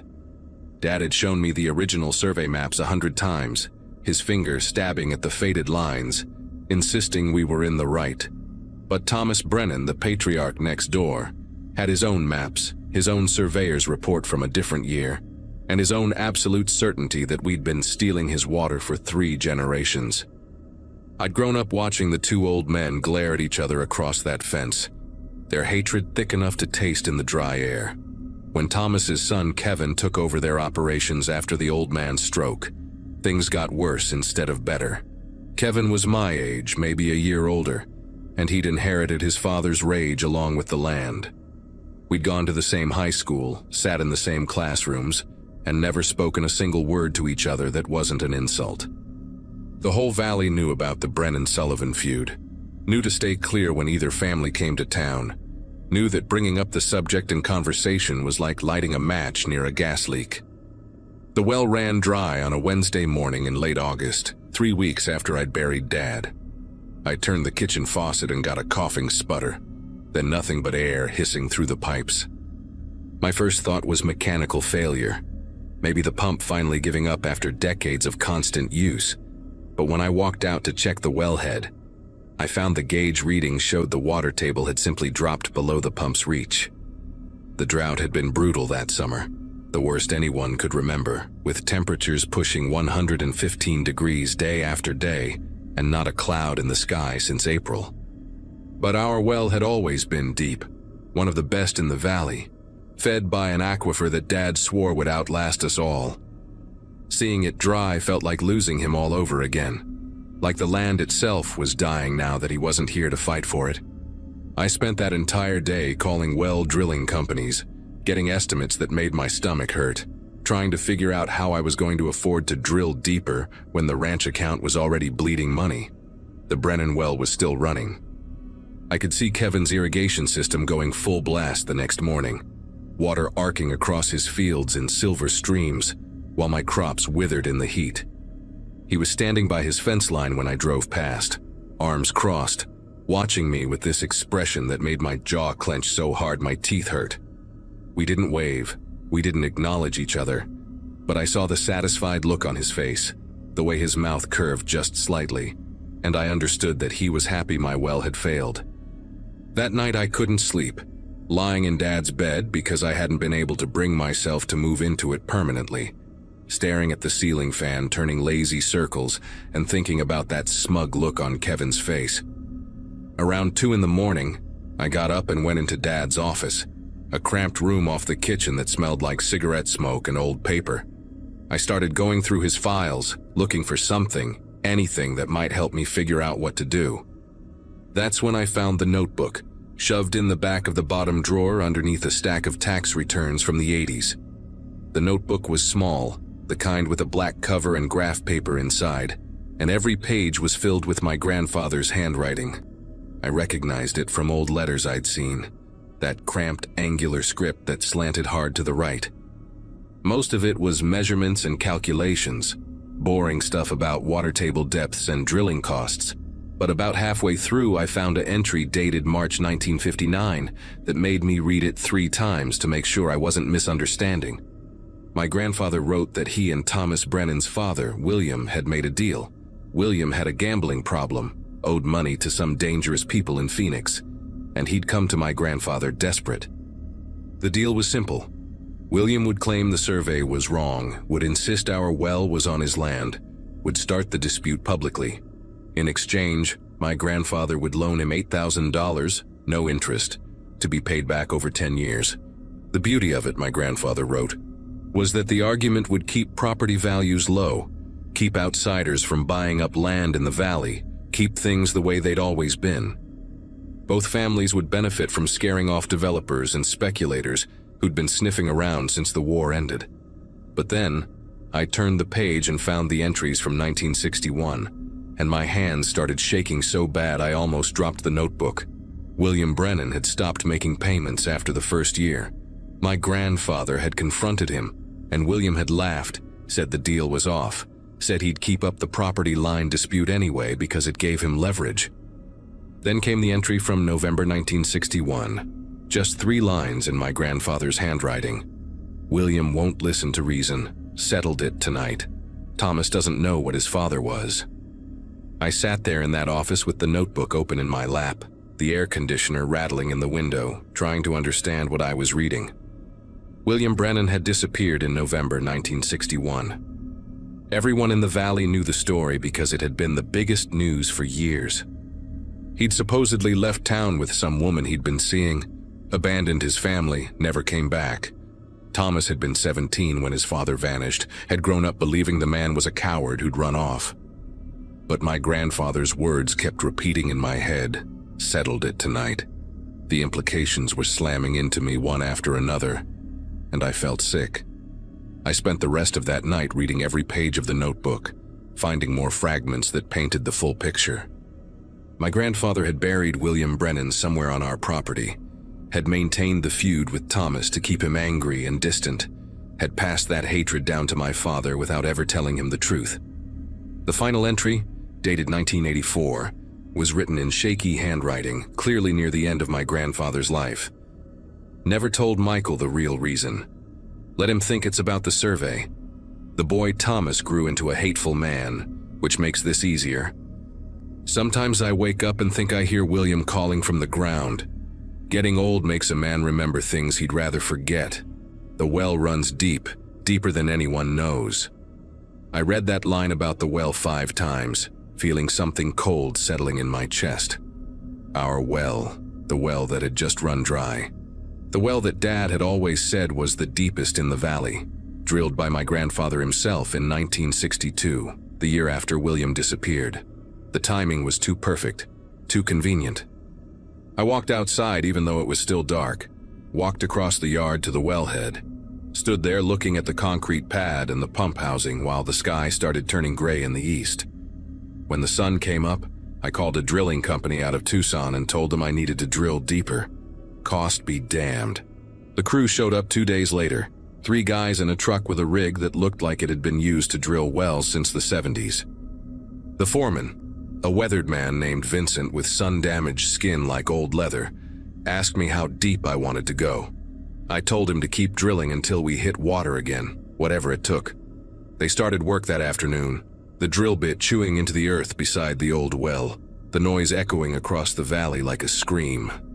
Kevin Brennan came to the fence line that evening, stood there watching with his arms crossed, his face hard. He shouted something I couldn't hear over the drilling noise, probably some insult about throwing good money away, but I ignored him. The crew worked for 3 days straight, drilling down through layers of rock and sand, going deeper than the original well. On the third day, around 4 in the afternoon, Vincent came to the house with his hat in his hands and this expression on his face that I'll never forget. He asked me to come look at something they'd found. The drill had pulled up fabric first, rotted and stained but still recognizable as denim. Then came fragments of bone, small pieces that Vincent had laid out on a tarp like evidence at a crime scene. He didn't say anything, just pointed at them and waited for me to react. I stood there staring at what was left of William Brennan, pulled up from 60 feet below ground where my grandfather had dropped him down that newly drilled well shaft in 1962. Vincent asked if he should call the sheriff, and I told him yes, even though every instinct was screaming at me to say no, to have them bury it all again and pretend we'd never found anything. But I couldn't do that. Whatever my grandfather had done, whatever my father had unknowingly protected, it ended now. The sheriff's department showed up within an hour, and by sunset there were 4 squad cars in my driveway and a forensics team setting up lights around the drill site. Word spread through the valley faster than a brush fire. Kevin Brennan showed up at my fence line just as they were bringing up more remains, and I watched his face change as he understood what was happening. He went white, then red, then started screaming at me across the fence, accusing me of murdering his grandfather, of lying, of continuing the family tradition of destroying the Brennans. I walked over to him with the notebook in my hand, my heart pounding so hard I thought it might burst, and I held it out through the fence. He snatched it from me, started reading, and I watched his expression shift from rage to confusion to horror as he realized his grandfather hadn't abandoned the family at all. Thomas Brennan had spent 60 years hating a man he thought was a coward, had raised his son to hate my family, had died 2 years ago still believing his father had run off with some woman. Kevin read every page while the police worked behind me, and when he finished he just stood there holding the notebook, his face completely blank. He asked me why I'd drilled deeper, why I hadn't just left it alone, and I told him the truth. Because the well ran dry and I didn't know what was down there until it was too late. He laughed at that, this bitter sound that had no humor in it, and said that his father had always told him our well was cursed, that nothing good would ever come from that ground. Then he turned and walked back to his house without another word, and I didn't see him again for 3 days. The investigation took over my life for the next month. Detectives came and went, asking questions about my grandfather, about my father, about what I knew and when I knew it. They brought in anthropologists who confirmed the remains were male, approximately 40 years old at time of death, consistent with someone who'd been dead since the early 60s. Dental records eventually confirmed it was William Brennan. The district attorney spent weeks trying to figure out if there was anyone left to prosecute, but my grandfather had died in 1987, and my father had clearly never known the truth. They closed the case as a cold homicide with no living suspects, which felt like the worst possible outcome because it meant William's murder would just sit there in the files forever, solved, but not really resolved. The local newspaper ran the story, and suddenly everyone in the valley who'd grown up hearing about the Sullivan-Brennan feud understood that it had all been built on a lie and a buried body. I got calls from relatives I hadn't spoken to in years, people asking questions I couldn't answer, demanding to know if my father had really been innocent or if he'd been covering it up all along. I told them all the same thing. Dad didn't know. He died believing the fight was about water and property lines, just like Thomas Brennan had. Kevin came to my door on a Friday evening in late November, after the news crews had finally stopped showing up and the valley had started to move on to other gossip. He looked like he hadn't slept in weeks, his eyes red-rimmed and hollow, and he asked if we could talk. We sat on my porch drinking beer while the sun went down, not saying much at first, just existing in the same space without the weight of inherited hatred between us.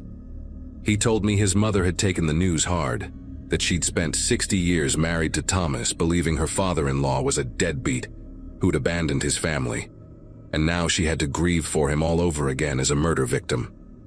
He said Thomas had died angry. had spent his last years furious at a ghost who'd supposedly run off. And now Kevin had to live with knowing his father had wasted all that rage on a man who'd been dead the whole time. I told him about the notebook, about how my grandfather had written that he heard William calling from the ground sometimes, and Kevin just nodded like that made perfect sense. We agreed that our families had been used as weapons against each other by dead men who'd taken their real fight to the grave, and that continuing the feud would just mean they'd won even after death. The property line dispute died that night on my porch, not with lawyers or surveys, but with two exhausted men deciding they were done carrying someone else's grudge. I ended up selling the ranch 8 months later to a development company out of Phoenix, the same kind of outside buyer my grandfather had spent decades trying to keep away. Kevin sold his place to the same company, and we split the money from both properties down the middle, settling the survey dispute the way it probably should have been settled 60 years ago. The developers filled in both wells and built a subdivision called Desert Vista Estates, which feels like the final insult to everything our families fought over. I moved to Flagstaff and used my half of the money to start over. Got a job as a land surveyor of all things, which Kevin thought was hilarious when I told him. We talk every few months, mostly text messages, checking in on each other the way people do when they've been through something nobody else would understand. William Brennan got a proper burial in the Valley Cemetery, next to Thomas and the rest of the family, with a headstone that listed the real year of his death. The whole thing taught me that some fights aren't worth inheriting, that you can spend your whole life angry about something that was never really about what you thought it was about. My father died believing he was protecting our family's rights, never knowing he was just protecting a lie my grandfather had built to cover up murder. The well ran dry and exposed everything, and maybe that was always going to happen eventually. You can't build a life on buried secrets. Sooner or later someone drills deep enough to hit the truth.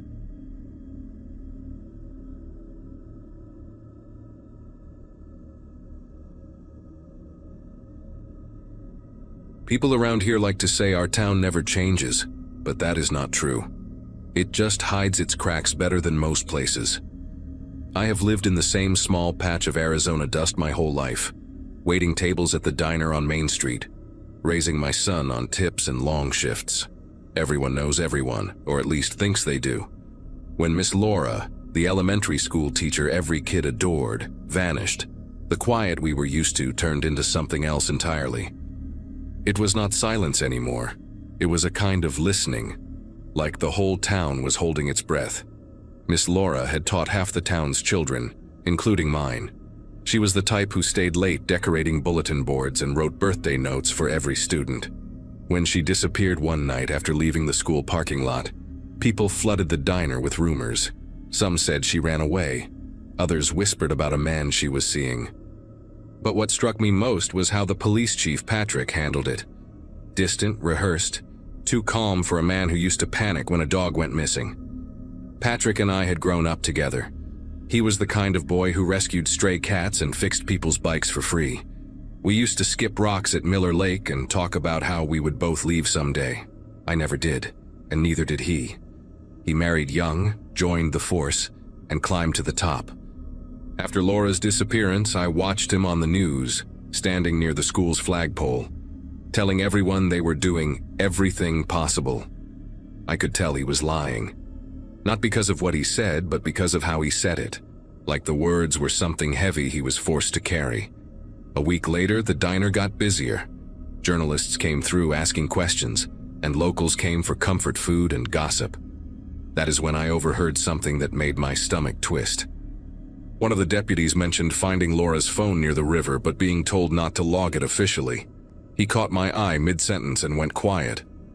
When Patrick came in later that evening, he asked to speak with me out back.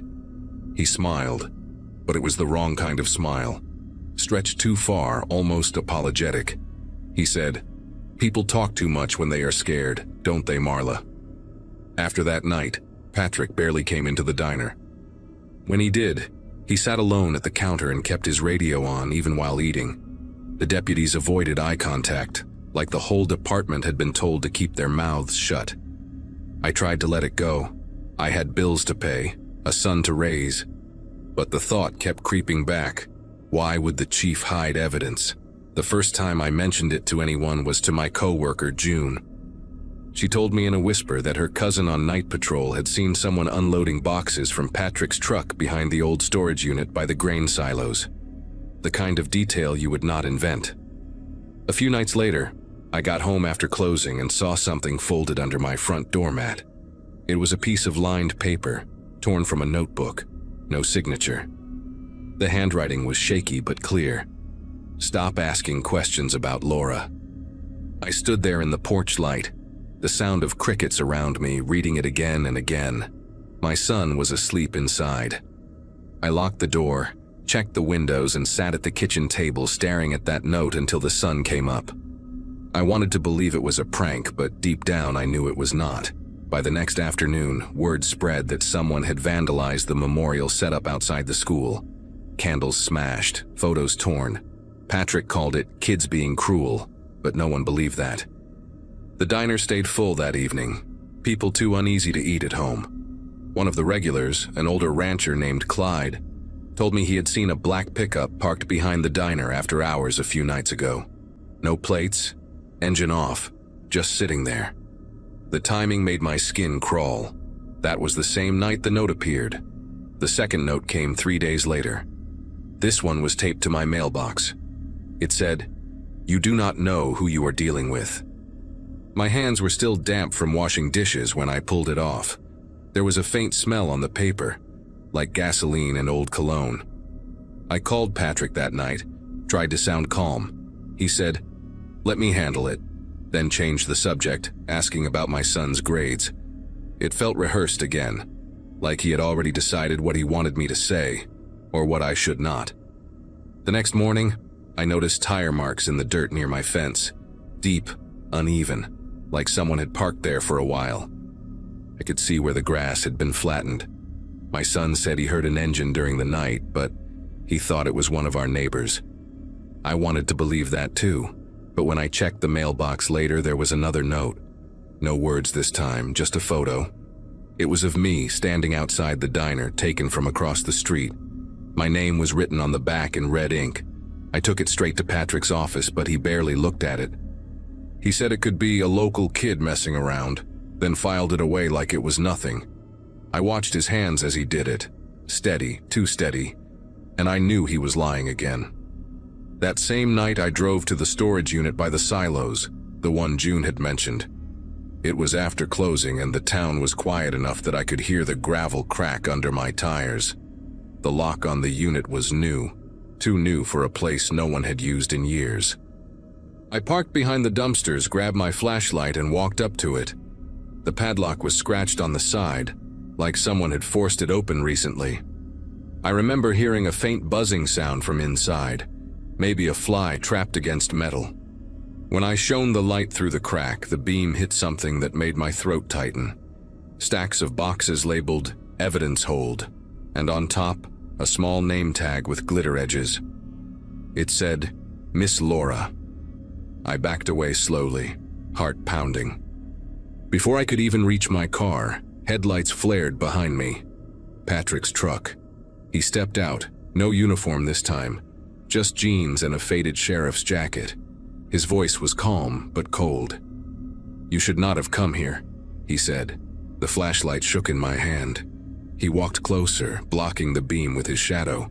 "You are putting yourself and your boy in danger, Marla." I wanted to scream at him, demand answers, but all I could do was nod. He took the name tag from my hand and tucked it into his jacket pocket before getting back in the truck. The dust from his tires hung in the air long after he was gone. I left town the next morning, packed a few bags, told my son we were visiting family out east, and never went back. I do not know what happened to Miss Laura or what Patrick was protecting, but a month later I saw on the news that the storage unit had burned down in an electrical accident. No one was hurt, they said, and no charges were filed. I still get letters sometimes, no return address. The last one said only this: "You did the right thing by leaving."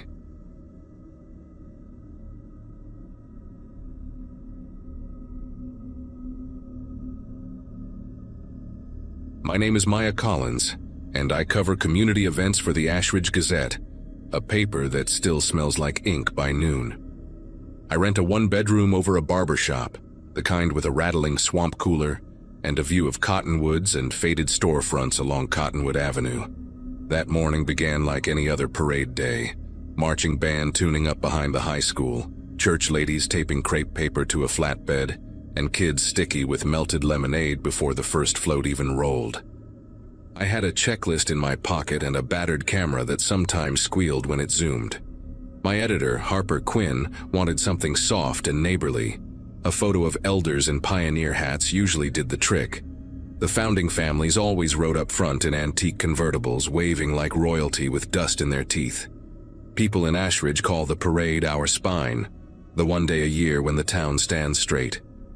I walked the curb with a notebook and a thermos, already writing captions in my head about small-town pride and the desert sun bouncing off brass instruments. The accident happened halfway down Juniper Road, where the pavement buckles like a quiet ripple. A cherry-red convertible carrying Ethan Barnett lurched hard, skidded sideways, and climbed the curb, crushing a metal bench into the brick wall of the feed store. The crowd made this raw, uncoordinated sound, part shout, part inhale, and then nothing moved right. Confetti kept drifting as if the air had not gotten the news. Ethan did not get up. His cousin, Thomas Pratt, reached for him and kept saying his name in a way that made the syllables bend. Sheriff Nolan Price pushed through with a white rope of tape and a practiced calm that looked borrowed. The marching band stopped mid-song, a trumpet holding one last note that turned thin and strange. I lifted the camera, then lowered it, then lifted it again because that was my job. The hood of the car steamed and ticked. I remember a child nearby asking if this counted as part of the show. Officially, they called it a mechanical failure, quick as snapping a cloth for dust. I wrote the first short for the Gazette from the sidewalk, a sterile 3 paragraphs with tragic and unforeseen and community in shock. Harper nodded but told me to keep my ears open at the clinic and the diner. In Ashridge, news rarely walks through the front door. It clinks in a coffee cup or hides in the pauses between sentences. At the clinic, a nurse with sunburned cheeks said the Barnetts requested privacy, eyes on the floor like the word itself had weight. When I stepped outside, I noticed the convertible's tire marks were not straight but braided, as if the car had been tugged from 2 directions at once. Behind the feed store, in the narrow space where broken pallets lean, I found fresh drag marks in the dust. 2 parallel lines that ended at a round metal plate I had never noticed. It had a hand-sized notch and a faint brand pressed into it. 3 interlocking triangles. I took a photo of that plate, then went hunting for anyone who would talk about it. An auto shop owner named Victor leaned on a fender and swore up and down the car had passed inspection last week. He brushed grease off his palm and said the Barnetts maintain their engines like they maintain their fences. Tight, regular, and nobody else's business. At the diner, a waitress named Piper slid me a refill without asking, and said her grandmother used to whisper about an old settler's pact, the kind people fold into church cookbooks and forget on purpose. Piper said the founding families, Barnett, Lowe, Carver, Pratt, used to meet by the dry riverbed under a cottonwood with a lightning scar. She told me there were rules that sounded like superstition until they did not. Open the vault on parade day. Count the names. Choose the one who guards the rest. She said that last part in a flat voice, then tucked a paper napkin into my pocket with a number on it and a single word. Vault. The napkin number led me to a storage lot behind an abandoned gas station on Willow Bend Road, the kind of place where time stops returning calls. I expected a shed or a cellar, but what I found was a squat concrete structure with a rusted door chained in 3 places. The chain was new, silver against the orange corrosion, and the padlock had a carved pattern identical to the one on the metal plate behind the feed store. I circled the building, stepping over goat-head thorns and an old tire, until I noticed a faint hum. Not electric, more like air being pulled through something narrow. It came from a vent covered by wire mesh near the foundation. When I pressed my ear close, I could hear voices, faint and steady, repeating what sounded like a prayer or chant. Each word ended with the same syllable. Ash. I recorded it on my phone, but the audio picked up only wind and static. That night, the Barnetts held a vigil in front of the courthouse. Candles lined up in rows that melted faster than anyone could replace them.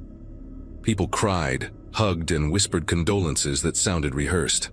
I noticed Sheriff Price standing apart near his cruiser, talking quietly with Mayor Ellison and Victor from the auto shop. Their faces were drawn tight, and Victor's hands were shaking as he kept wiping them on a rag that was already clean.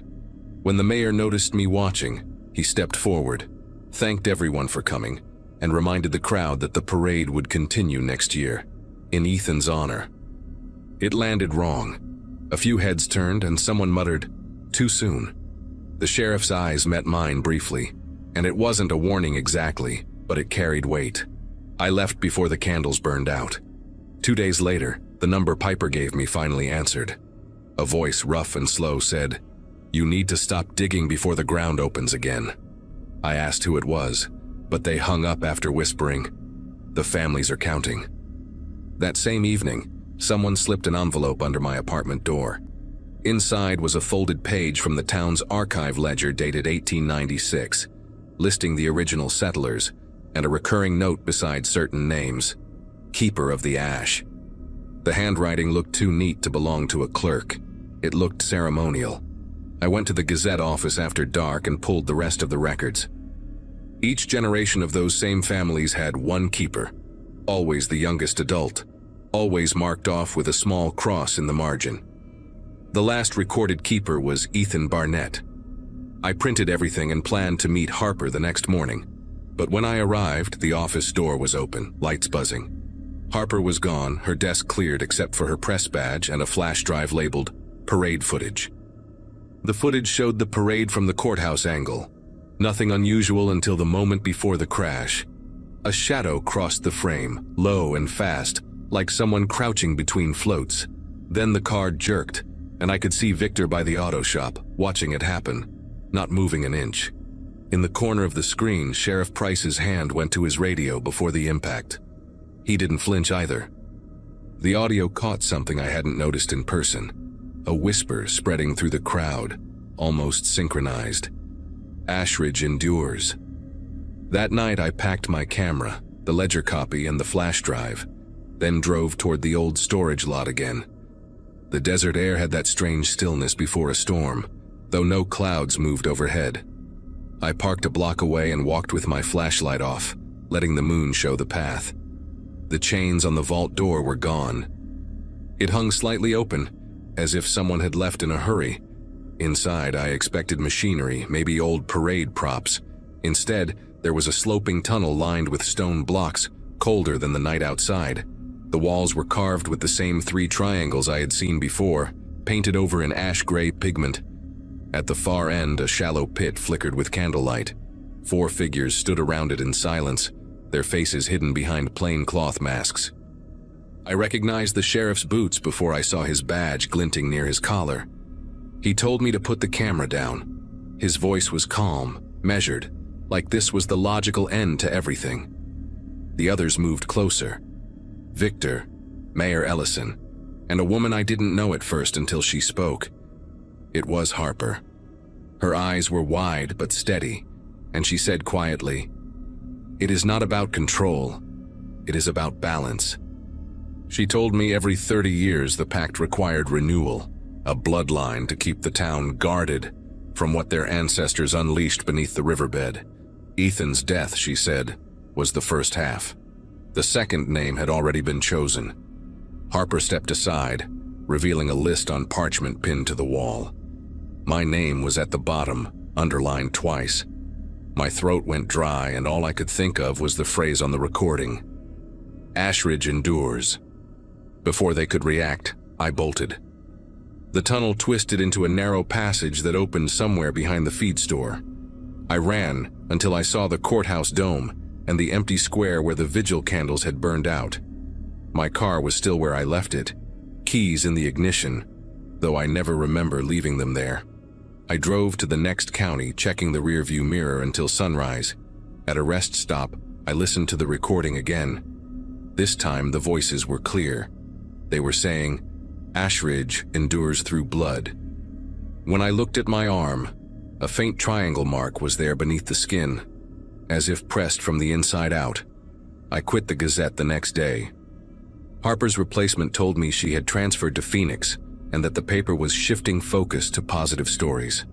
The new parade committee announced plans for a memorial statue funded by all 4 founding families. I moved 3 towns away, changed my number, and tried to let the desert wind bury what I had seen. But every year since, a sealed envelope arrives on my porch the week before the parade. Inside, there is always a single photograph of Ashridge's main street, empty, sun-bleached, and waiting. On the back, in neat handwriting, it says the same thing each time. The town stands straight.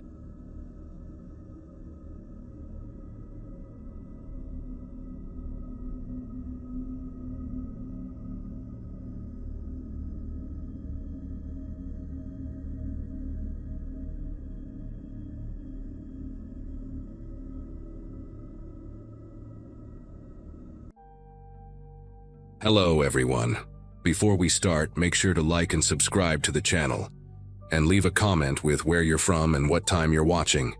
That way, YouTube will keep showing you stories just like this one. Now, let's begin. February in the Cascades seemed like a good idea when I planned it from my apartment in Seattle. My sister had just gotten engaged. My job at the insurance company was draining every ounce of energy I had, and turning 34 in a cubicle felt like a slow death.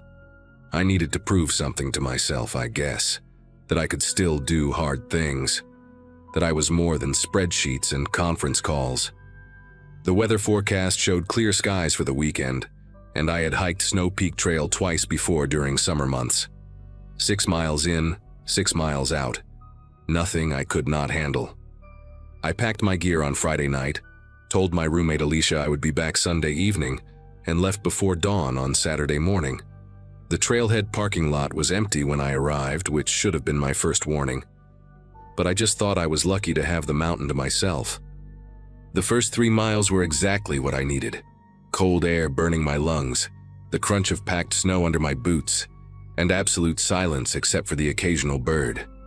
Pine trees lined both sides of the trail like frozen sentinels, their branches heavy with white powder. I stopped around 10 in the morning to eat a granola bar and check my phone. No signal, but I had downloaded the offline trail map. Everything looked perfect. The sky was that impossible shade of winter blue, so bright it almost hurt to look at. I remember thinking this was the clearest my head had felt in months, maybe years. I took a few photos, adjusted my backpack straps, and kept moving. By 11, I noticed the first clouds gathering on the western ridge. They looked far away, nothing urgent. I kept hiking. That was my second mistake, and the one that nearly cost me my life. The storm came faster than anything I had ever experienced.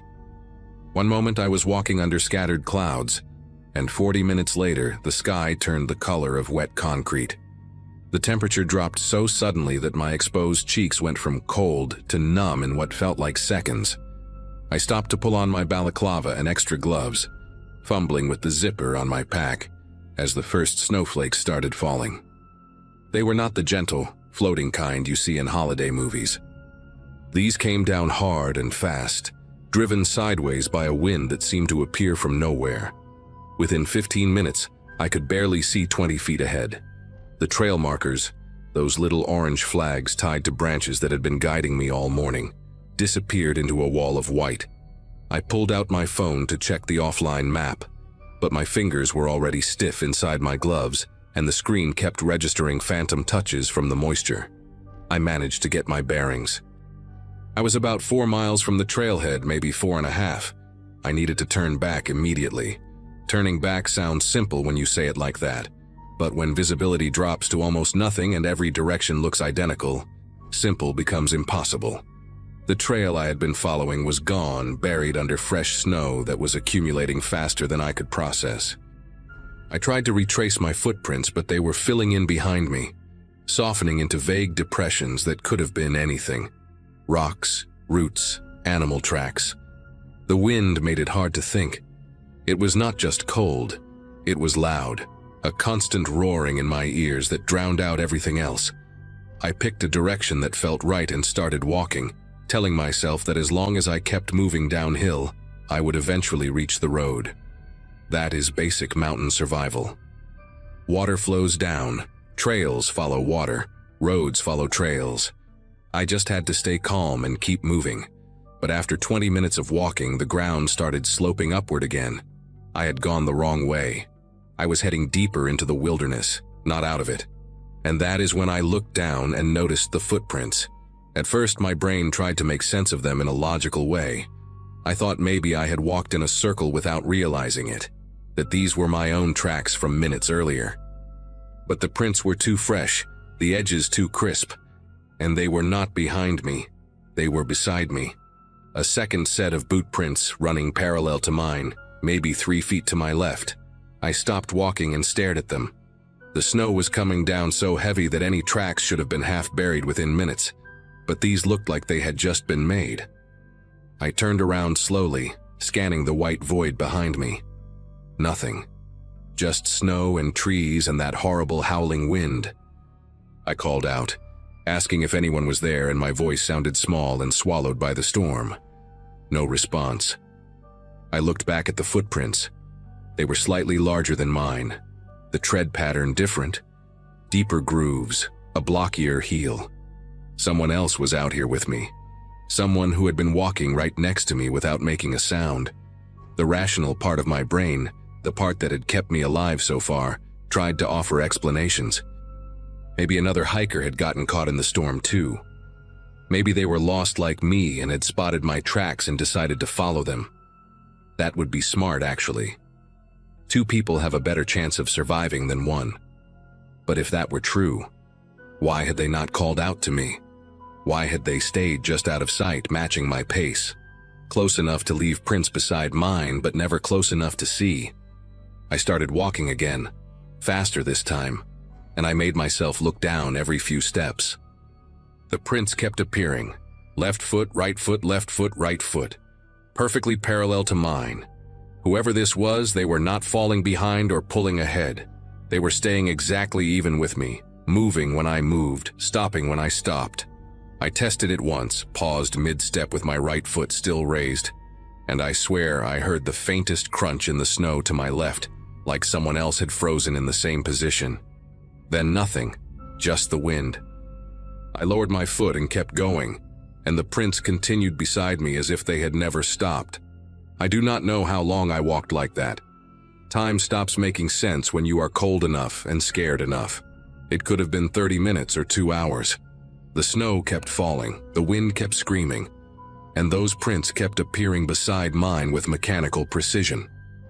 At some point I realized they were not just parallel anymore. They were angling inward, slowly, degree by degree, guiding my path to the left. I had not noticed it happening, but when I stopped to check my phone again, the compass showed I was now heading northwest instead of south, deeper into the backcountry, further from the road. Whoever was out there was not just following me, they were herding me. I felt a surge of anger cut through the fear, hot and sudden. I was not going to die out here because some sick person wanted to play games. I forced myself to stop walking and think. The wind was coming from the west, which meant if I kept it on my right cheek, I would be heading south. Simple.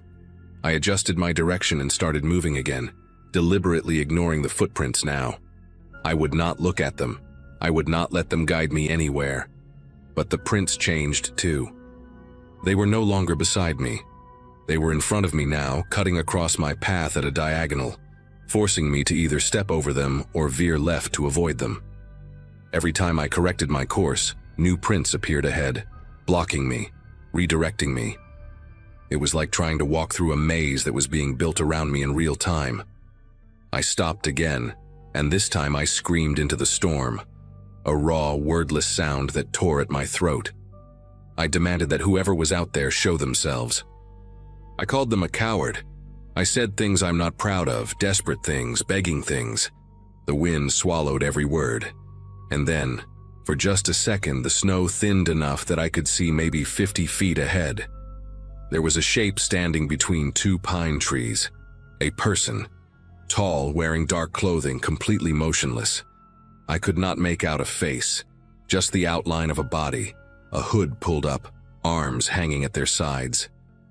We stood there looking at each other, or at least I think we did. And then the snow thickened again and they were gone. Something broke inside me after that. Not courage, I do not think I had any left by then, but the paralysis that had been building in my chest. Seeing them, actually seeing a real human shape standing there watching me, made it concrete. This was not my imagination. This was not hypothermia playing tricks on my brain. Someone was out here with me, and they did not want to help. They wanted something else. I reached into my jacket pocket and pulled out the small canister of bear spray I always carried on hikes. It was not much, but it was something. I held it in my right hand with my thumb on the trigger and started walking again, this time moving as fast as I could without running. Running in deep snow is almost impossible anyway, and I needed to conserve energy. My legs burned. My lungs ached. I kept the wind on my right cheek like a lifeline and refused to look at the ground anymore. I did not want to see the prints. I did not want to know how close they were getting. I just focused on putting one foot in front of the other, counting my steps to keep from screaming. I had counted to somewhere around 300 when the trees opened up and I nearly walked off the edge of a ravine. I caught myself at the last second, grabbing a branch that scraped through my glove and tore the skin underneath. Below me was a drop of maybe 40 feet, rocky and steep, with a frozen creek at the bottom glinting dully through the snow. My heart was pounding so hard I could feel it in my teeth. I looked to my left, then to my right, trying to find a way around. The ravine stretched in both directions as far as I could see, which was not far, but far enough to know I could not just walk around it quickly. This was where they had been guiding me. This was the dead end. I spun around, expecting to see that dark figure emerging from the white, but there was nothing behind me except snow and silence. The footprints were there, though, a whole trail of them leading right up to where I stood, stopping maybe 10 feet away from me. Fresh, crisp, patient. Whoever this was, they had brought me here on purpose, and now they were waiting to see what I would do. I made a decision in that moment that probably saved my life. Instead of panicking, instead of trying to run along the edge of the ravine where the snow was deep and the footing was uncertain, I did the last thing they would expect. I went down. There was a section to my right where the slope was less steep, more of a sharp incline than a sheer drop, with exposed rocks and roots poking through the snow. I shoved the bear spray back in my pocket, turned around so I was facing the slope, and started climbing down backward, gripping whatever I could find. The rocks were slick with ice and my gloves made it hard to get a good hold. Twice my foot slipped and I slid several feet before catching myself, my jacket scraping against stone, my heart lodged somewhere in my throat. But I kept going. Halfway down I heard something above me.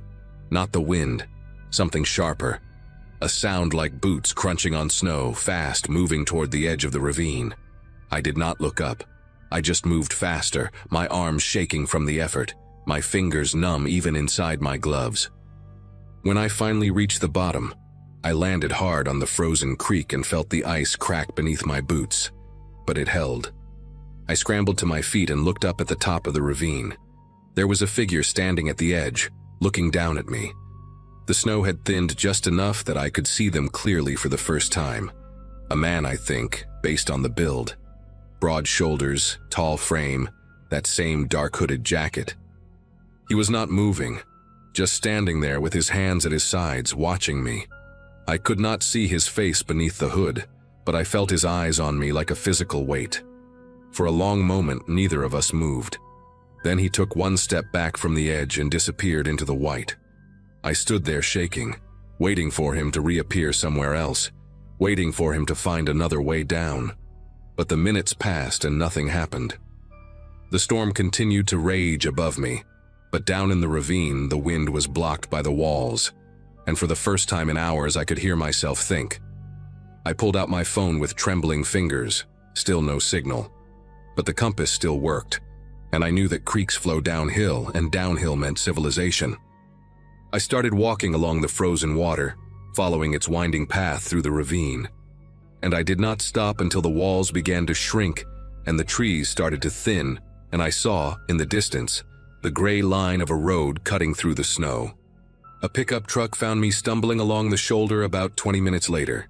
The driver was an older man named Earl who worked for the county road maintenance crew.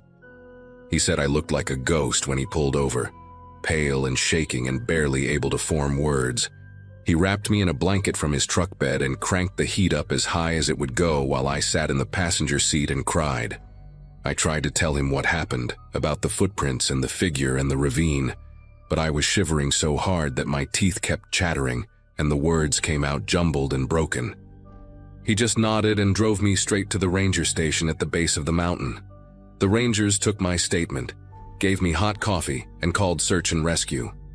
A team went up the next morning after the storm cleared. They found my tracks leading off the main trail, found where I had descended into the ravine, found the frozen creek I had followed to the road. But they did not find any other footprints. The snow had covered everything. Or maybe there was nothing to find. I do not know. The ranger who spoke to me afterward said it was possible I had experienced mild hypothermia, that the cold can cause hallucinations and paranoia and confusion. She said it in a gentle voice, like she was trying to be kind. I nodded and thanked her and did not argue. But I know what I saw. I know what I heard. I know those prints were real because I watched them appear beside mine, step by step, for what felt like hours. I know that figure was real because I saw him standing at the edge of that ravine, watching me, waiting. I filed a police report when I got back to Seattle, and they said they would look into it, but nothing ever came of it. No witnesses, no evidence, no suspect. Just another strange incident in the backcountry that could not be explained. I never went back to Snow Peak Trail. I have not gone hiking alone since that day, and I do not think I ever will. Sometimes at night, when the wind picks up outside my apartment window, I still think about that figure in the storm. I think about what would have happened if I had not climbed down that ravine. I think about where he was trying to lead me, and what was waiting there if I had followed. And I think about this, that somewhere out there, maybe right now, he is standing in the trees at the edge of some empty trailhead, watching another car pull into the parking lot, watching another woman lace up her boots and check her phone and head off alone into the white, and she has no idea he is there.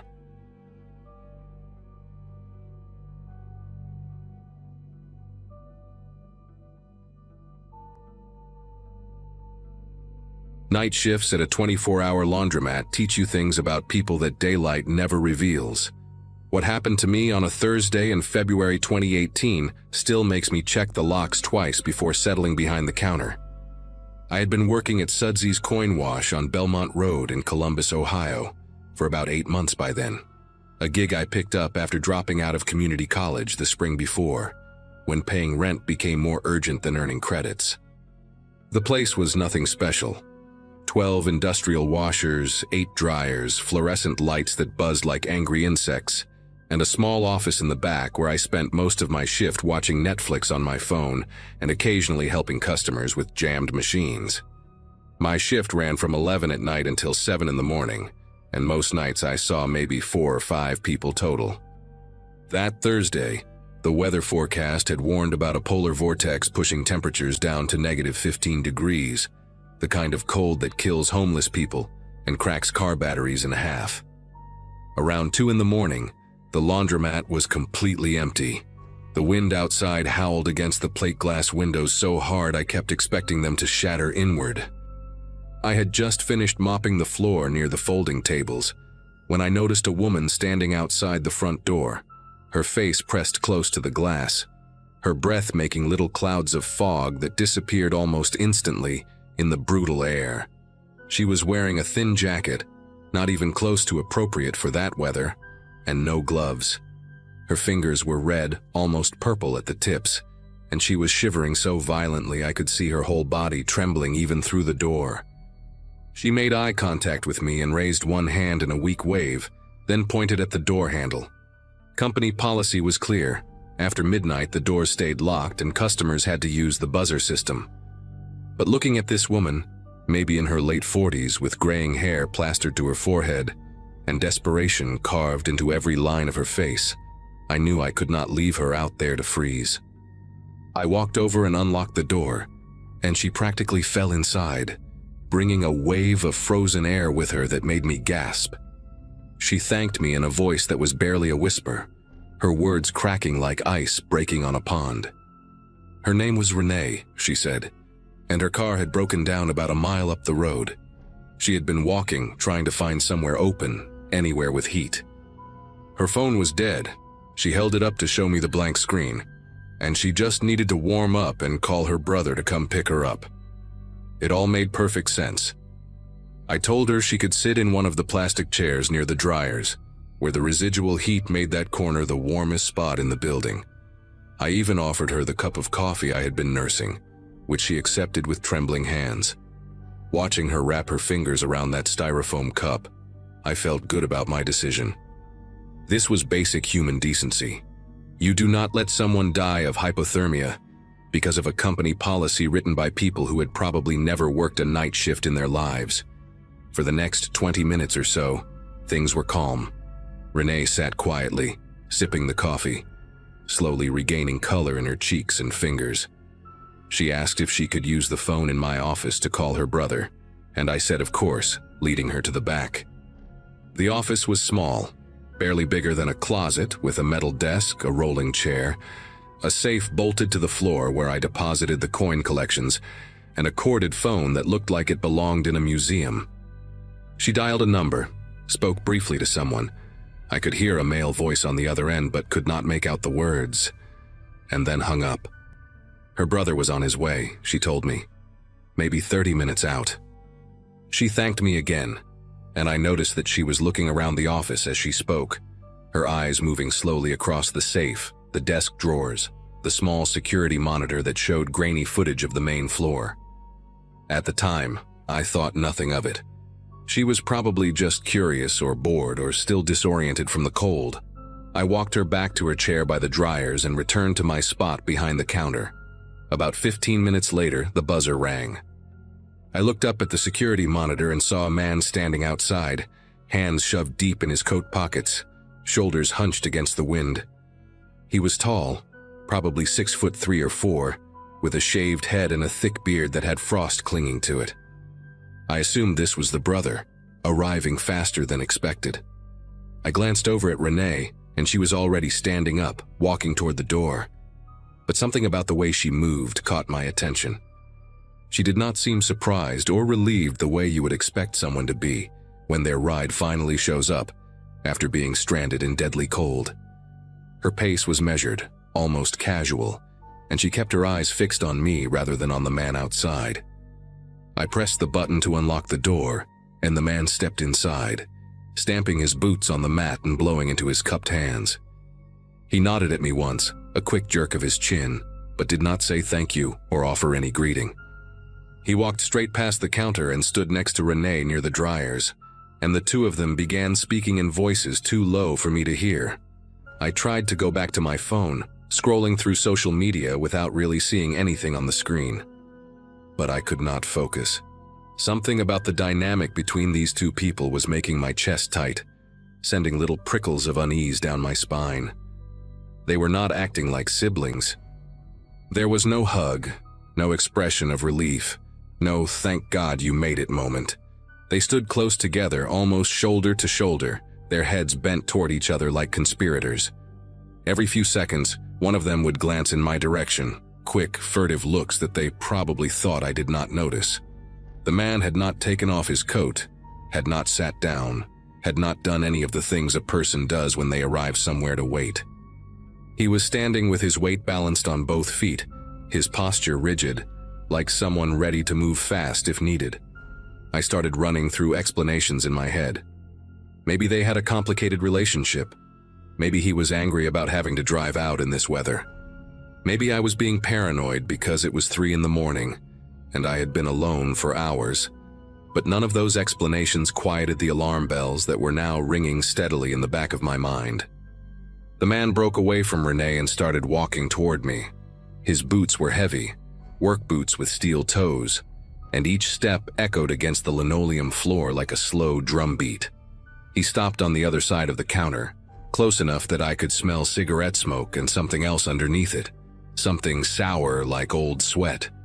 Up close, I could see his eyes were pale gray, almost colorless, and they held no warmth whatsoever. He asked me if I had a bathroom he could use. I told him yes, pointing toward the short hallway that led to the restrooms near the back of the building. But he did not move in that direction. Instead, he leaned forward on the counter, his thick forearms pressing against the surface, and asked if the bathroom was near that office he had seen on his way in. I felt my throat tighten. The way he said it, that office, he's made it clear he had been paying attention, cataloging the layout of the building since the moment he walked through the door. I told him the bathroom was on the left, the office was on the right, and the office stayed locked. He smiled at that, a small curving of his lips that did not reach those dead gray eyes, and then finally turned and walked down the hallway. I watched him disappear around the corner, and immediately Renee appeared at the counter like she had been waiting for that exact moment. She leaned in close, closer than was comfortable, and I could see a small scar running through her left eyebrow that I had not noticed before. She asked me if I was here alone tonight. The question hit me like a bucket of ice water. I lied without hesitation, told her my manager was in the back doing inventory and would be out soon. Something flickered across her face. Frustration, maybe, or recalculation, and she glanced toward the hallway where the man had gone. She asked another question then, her voice still friendly but with an edge underneath it now, wanting to know what time my shift ended and if someone else would be coming in to relieve me. I told her 7, told her my coworker was always early, told her whatever lies I could think of to make this place seem less isolated than it actually was. She nodded slowly, processing this information, and then walked back toward the dryers without another word. My heart was pounding so hard I could feel it in my temples. These people were not here by accident. They were not stranded travelers waiting for a ride. They were here for something specific, and I was starting to understand exactly what that something was. The man came back from the hallway, but he did not return to where Renee was sitting. Instead, he walked directly to the office door and tried the handle. Just like that. No pretense, no excuse. He rattled it once, twice, then looked back at me with those flat gray eyes and asked if I could open it because he thought he left his phone in there when his sister made that call earlier. The lie was so transparent, it was almost insulting. I told him no, told him the office stayed locked and only the morning manager had the key. That was another lie. The key was in my pocket, had been there all night, but I delivered it with as much conviction as I could muster. He stared at me for a long moment, and I saw his jaw tighten, the muscles bunching beneath his beard. Then he turned and walked back to Renee, and the two of them had another whispered conversation. I used that moment to pull out my phone, keeping it below the counter where they could not see it. My hands were unsteady as I typed, my fingers clumsy on the screen. I pulled up the number for the local police precinct. Not 911 because I did not know if this qualified as an emergency yet, but the non-emergency line I had saved months ago after a drunk customer threatened to break our windows. I kept my eyes on them while the phone rang, watching as the man walked back toward the office door. This time he did not bother with the handle. He planted his shoulder against the door and pushed, testing its strength, the wood groaning under the pressure. Renee was standing now too, positioned near the front entrance, and I realized with a sickening lurch that she was blocking my only way out. The phone clicked and a dispatcher answered, her voice bored and tired. I spoke as quietly as I could, told her my location, told her I had 2 people in the building who were trying to break into the back office, told her I was alone and scared. She asked me to stay on the line, told me officers were being dispatched, told me to stay calm and not to confront them. I almost laughed at that last part. Confrontation was the furthest thing from my mind. All I wanted was to survive the next however many minutes until help arrived. The man slammed his shoulder against the office door again, harder this time, and I heard the frame crack. Renee's head snapped toward the sound, then back to me, and our eyes met across the fluorescent-lit room. She knew I had made a call. She had to know. And the look on her face, cold, calculating, utterly devoid of the desperation she had performed so convincingly an hour ago, told me that the situation was about to change very fast. Renee said something sharp to the man. A single word I could not make out, and he stopped ramming the door. For a moment, everything was still. The buzz of the fluorescent lights, the distant rattle of the wind against the windows, the muffled voice of the dispatcher still talking in my ear. All of it seemed to fade into the background as the two of them stood there, frozen in what looked like indecision. Then the man reached into his coat pocket, and my entire body went rigid with fear. But what he pulled out was not a weapon. It was a phone. He looked at the screen, said something to Renee, and she cursed loud enough for me to hear it clearly across the room. Sirens. Faint at first, barely audible over the howling wind, but growing louder with each passing second.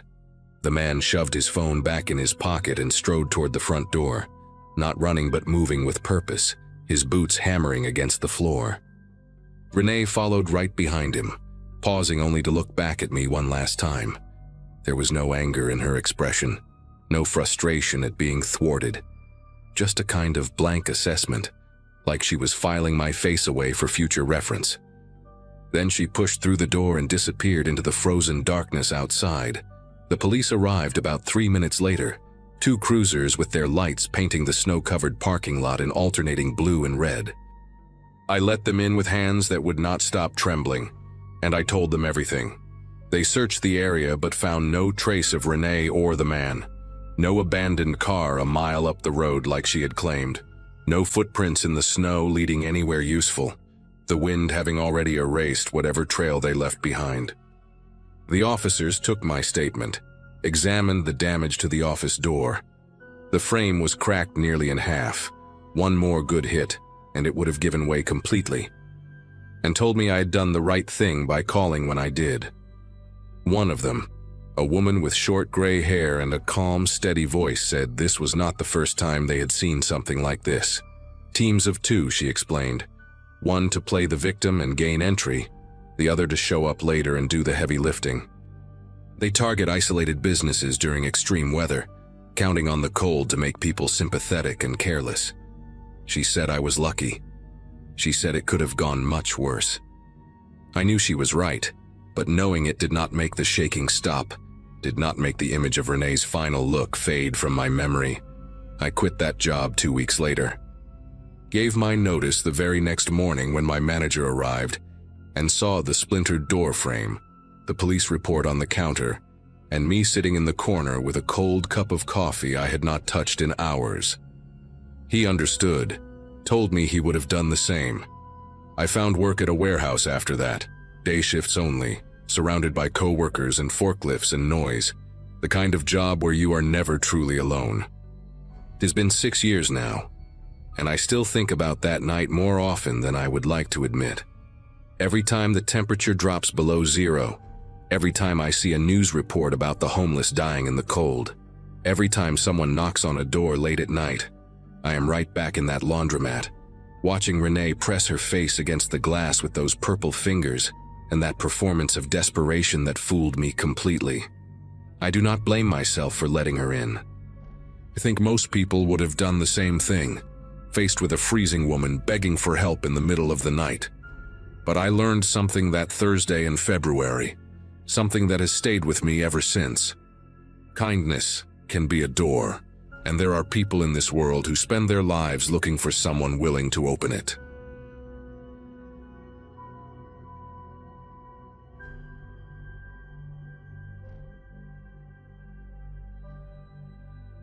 My commute home from the warehouse usually takes about 40 minutes, but that night in January 2023, it was closer to an hour because of the ice. I had just turned 34 a week before, and my wife kept telling me I needed to find a job closer to home, something that did not require driving through rural stretches of road at 11 at night. She was right, of course. She usually is. But the pay was good, and we had just bought our first house, so I kept making that drive 5 nights a week through back roads that barely got any county maintenance during winter. That particular Wednesday, the temperature had dropped to maybe 15 degrees, and my Ford's heater was fighting a losing battle against the cold seeping through the windows. I remember being tired, the kind of bone-deep exhaustion that comes from loading trucks for 10 hours straight. All I wanted was to get home, kiss my wife, and collapse into bed. I was about 20 miles from home, driving through a stretch of road that cuts between old farmland and dense patches of woods, when I saw the figure on the shoulder. At first I thought it was a deer, the way the shape just appeared in my headlights. But then I saw arms waving, and I realized it was a person, a woman, maybe in her 40s, wearing a dark coat that was way too thin for that kind of weather. She was standing next to what looked like an old Chevy sedan. The hood popped open, and she was flagging me down with both hands like her life depended on it. Now, I grew up in a small town. My parents taught me to help people when they need it. And out here, on a road like this with no cell service and temperatures that could kill you in a couple hours, leaving someone stranded was not something I could do. So I pulled over about 30 feet ahead of her car and put my hazards on. I sat there for a second, watching her in my rearview mirror as she jogged toward my truck. Something in my gut tightened, but I told myself I was being paranoid. She came up to my passenger window and I rolled it down halfway. The cold hit my face immediately, sharp and biting. Up close, I could see she was younger than I first thought, maybe early 30s, with dark hair pulled back in a messy ponytail. Her nose was red from the cold, and she was shivering hard, her teeth actually chattering when she spoke. She told me her car had died about an hour ago, and she had been waiting for someone to pass by. Said her phone was dead and she needed a ride to her brother's place, which was just a few miles down the road. She pointed vaguely into the darkness ahead, past where my headlights reached. I asked her if she wanted me to take a look at her car first, maybe try to jump it, but she shook her head fast and said it was no use, that the engine had been giving her trouble for weeks and it finally gave out for good.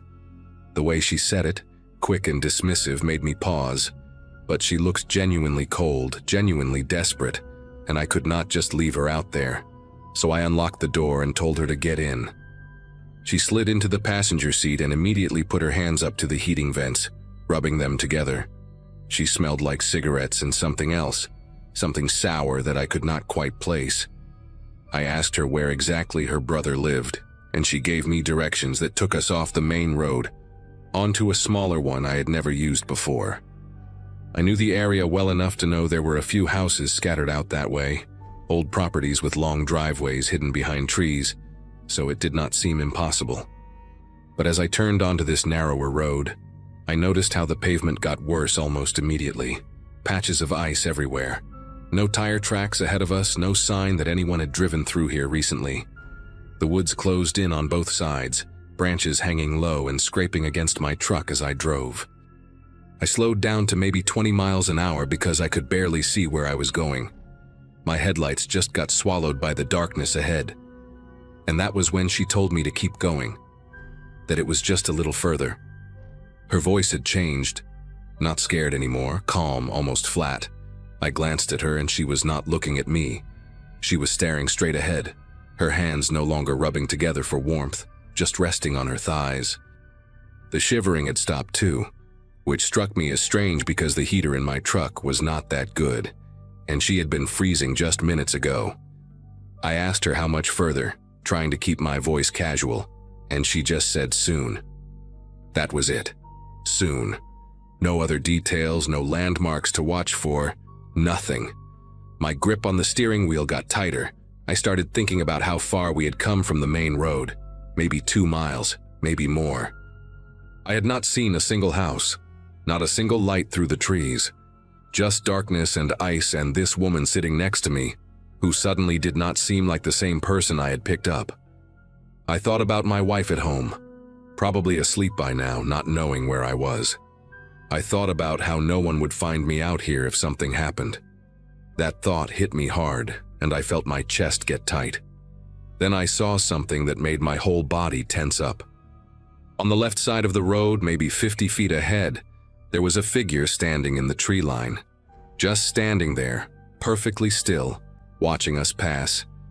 It was a man. I could tell by the build. wearing dark clothes that blended into the shadows. I only saw him because my headlights caught a flash of something reflective on his jacket, maybe a zipper or a button. I did not say anything, just kept driving, my eyes flicking between the road and my mirrors. And then I saw another one. On the right side this time, further back, but definitely there. Another person standing among the trees, facing the road. My heart was pounding so hard I could hear it in my ears. I looked at the woman and she was still staring forward, her face completely blank like she was waiting for something. I knew right then that I had driven into something bad, something planned, and I needed to get out of there before it was too late. I did not think, I just acted. I slammed on the brakes and the truck skidded on the ice, fishtailing for a second before I got it under control. The woman grabbed the dashboard and finally looked at me, and her expression was not surprise or fear. It was anger. Pure, cold anger, like I had ruined something she had been working on. She opened her mouth to say something, but I was already throwing the truck into reverse. I hit the gas and we lurched backward, the tires spinning before they caught.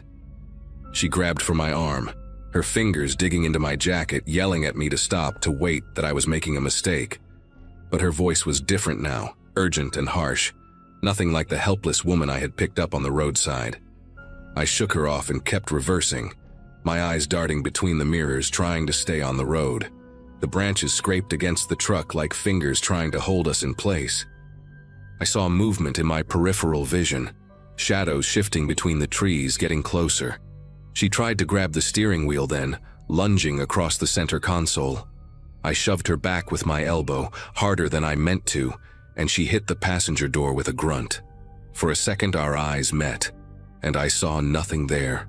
No humanity, no remorse, just frustration that her trap was falling apart. I reached across her and yanked the door handle, pushing the door open with my free hand while still trying to steer with the other. The cold air rushed in, and she grabbed onto the seat, screaming at me now, calling me names I will not repeat. I gave her one more shove and she tumbled out onto the icy road, rolling into the darkness. I did not wait to see if she was okay. I pulled the door shut and kept reversing until I found a spot wide enough to turn around. The whole time I could see figures emerging from the woods in my headlights, 3 of them, maybe 4, running toward the truck. They were close, too close. But I got the truck turned around and I floored it, the engine roaring as the tires fought for traction on the ice. I did not look back. I kept my foot on the gas and my eyes locked on the narrow road ahead, praying I would not slide off into a ditch or wrap the truck around a tree. The steering wheel jerked in my hands every time I hit a patch of ice, but I held on tight and kept going. It felt like forever before I finally saw the main road up ahead, that familiar stretch of pavement that would take me home. When my tires hit solid asphalt again, I let out a sound that was somewhere between a laugh and a sob. My whole body was shaking, not from the cold but from the adrenaline still pumping through me. I drove way over the speed limit the rest of the way home, constantly checking my mirrors for headlights behind me, expecting to see that old Chevy sedan following me. But there was nothing, just empty road and darkness. When I pulled into my driveway, I sat in the truck for a long time with the engine running, trying to calm down enough to go inside and face my wife without scaring her to death. I did not tell her everything that night. I could not. She was half asleep when I crawled into bed, and I just held her and stared at the ceiling until the sun came up. The next morning I called in sick to work and drove back out to that stretch of road in the daylight. I told myself I needed to see it again, needed to prove to myself that it really happened the way I remembered. The woman's car was gone. There was no sign anyone had ever been there. No broken glass, no tire marks in the slush, nothing. I drove slow down that side road where I had taken her, the one that led into the woods. In the daylight it looked almost peaceful, just a quiet country road with bare trees on either side. But about a mile in, I found what I was looking for. There was a clearing off to the right, hidden from the road by a wall of brush, and in that clearing I could see tire tracks. Lots of them. The ground was all torn up, like multiple vehicles had been parked there recently. I did not get out of my truck to look closer. I did not need to. I knew exactly what that place was. It was where they had been waiting for me. I went to the police that same afternoon, sat in the station for 2 hours telling my story to a deputy who looked at me like I was making it all up. He wrote everything down, asked me a few questions, and said they would look into it. That was almost 2 years ago now. I never heard back from them, not once. I called a few times in the first couple months asking if there were any updates, if they had found anything. They always said the same thing, that there was no evidence of any crime, no reports of similar incidents in the area, nothing they could do. I tried to find news stories about carjackings or robberies on rural roads in our county, anything that might connect to what happened to me. I found nothing.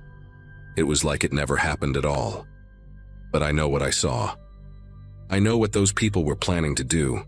Sometimes at night when I cannot sleep, I think about what would have happened if I had kept driving down that road, if I had not seen those figures in the trees, if I had trusted that woman just a little bit longer. I think about the clearing with all those tire tracks, and I wonder how many people drove into those woods and never drove out. I do not take that route home anymore. I switched to a longer way that adds 20 minutes to my commute, but it stays on well-lit roads with more traffic. My wife knows the full story now. She cried when I told her, held on to me for a long time, made me promise to find a different job. I am still working on that, but some nights when I am driving home late and I see someone on the side of the road with their hazards on, I feel this sick twist in my stomach. I want to help. That is who I am, who I was raised to be. But I keep driving every single time I keep driving, and I hate myself for it a little bit, because maybe that person really does need help. Maybe their car really did break down and they are freezing and scared and alone. But I cannot stop. I will never stop again, because I know now that there are people out there who count on your kindness. They use it like a weapon, and the only reason I am here writing this is because I got lucky. I saw them before they were ready for me, that is it. That is the only reason I made it home that night. Just luck. And that thought keeps me awake more than anything else.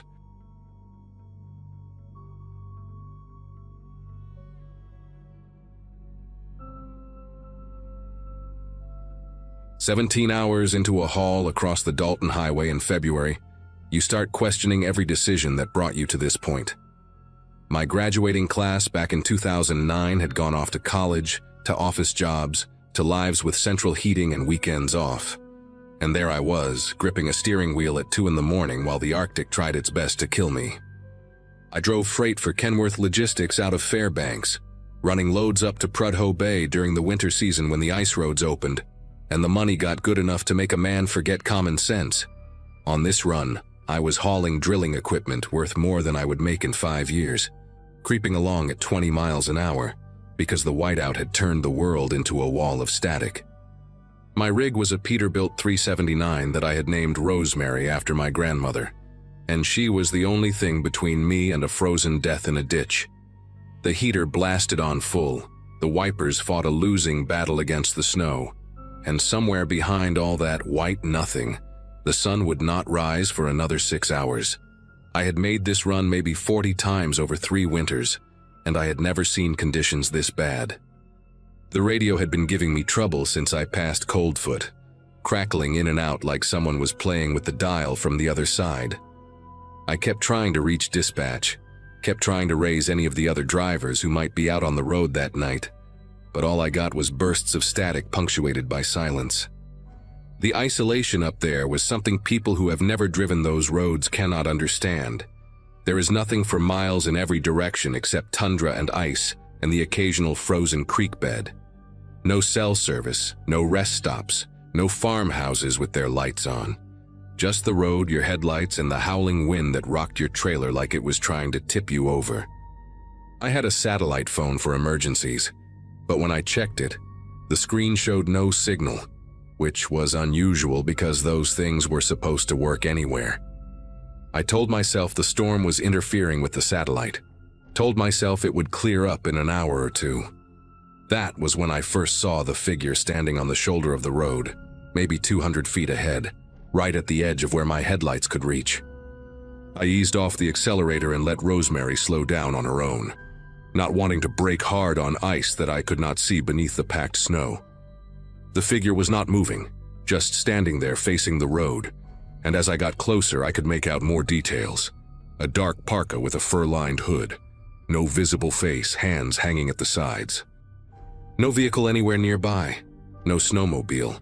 Nothing to explain how a person could be out here in the middle of a whiteout at 2 in the morning, 60 miles from the nearest outpost with a warm building. My first thought was that someone had broken down and walked until they could not walk anymore, that I was looking at a stranded driver minutes away from freezing to death. I started to pull over, my foot hovering over the brake, already running through the procedure in my head. Get them in the cab, crank the heat, radio for help once the signal came back. But something made me hesitate. The person was not waving, not flagging me down, not doing any of the things you would expect from someone desperate for rescue. They just stood there, motionless, like a mannequin someone had planted in the snow as a sick joke. I crept past at maybe 5 miles an hour, close enough that my headlights should have lit up their face, but the hood was angled down and all I could see was shadow. My side mirror caught the figure as I passed, still motionless, still facing the road like they were waiting for something. I told myself to stop, told myself that leaving someone out here was the same as leaving them to die, but my hands would not turn the wheel. There was something wrong with the way they stood. Something unnatural about that perfect stillness in a wind that was gusting hard enough to rock my trailer. I watched the mirror as the figure shrank behind me, swallowed by the whiteout, and I felt a guilt that sat heavy in my chest. I grabbed the radio and tried again, hoping to report the sighting to someone, anyone, but all I got was that same dead static. The satellite phone still showed no signal. I was completely alone out there, and I had just driven past what might have been a dying person, because something in my gut told me not to stop. I replayed the image in my head over and over. The dark parka, the fur-lined hood, the hands hanging limp at the sides, and tried to convince myself I had made the right call. About 20 minutes later, the engine temperature gauge started creeping toward the red. Rosemary had never overheated on me before, not once in 3 years, and I knew immediately that something was wrong. I pulled over to the shoulder and killed the engine, listening to the wind scream against the cab while I waited for the temperature to drop. The protocol was simple. Let it cool, check the coolant, restart, and monitor. I had done it 100 times on other rigs, though never in conditions like this. Never when stopping meant exposing myself to air cold enough to freeze exposed skin in under a minute. I zipped my parka all the way up, pulled on my insulated gloves, and grabbed the flashlight from under the seat. The moment I opened the door, the cold hit me like a physical wall, stealing the breath from my lungs and making my eyes water instantly.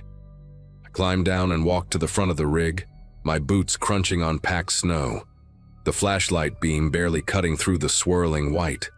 The coolant reservoir looked fine. The hoses were intact.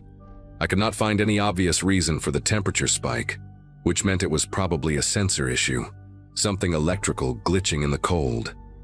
I was about to climb back into the cab when I noticed the footprints. They were on the passenger side of the truck, a single line of boot prints in the fresh snow, leading from somewhere behind me toward the trailer. My flashlight followed them along the length of the rig, and they stopped right at the back doors of the trailer, like whoever made them had walked up and then just vanished. The snow was still falling hard enough that any prints would be covered within minutes, which meant these were fresh, made sometime in the last 20 minutes, while I had been sitting in the cab waiting for the engine to cool. I stood there staring at them, my breath coming out in thick white clouds, trying to make sense of what I was seeing.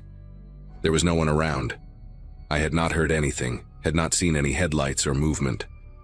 The road behind me was empty, the road ahead was empty, and the only sounds were the wind and the ticking of my cooling engine.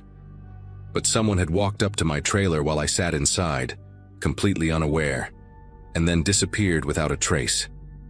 I thought about the figure on the road, the one I had passed 20 minutes ago, and a cold that had nothing to do with the weather settled into my bones. I walked toward the back of the trailer, flashlight raised, half expecting someone to jump out at me from behind the wheels. The footprints led right up to the double doors and stopped there, but the seal on the trailer was still intact. The metal lock I had secured back in Fairbanks was exactly where I had left it, untouched and frozen solid. Whoever had walked up here had not tried to break in, had not tried to steal whatever was inside. They had just walked up, stood at the doors, and then what? I circled the trailer slowly, checking every shadow, every gap between the wheels, but there was no one. The wind howled and the snow swirled, and I was completely alone.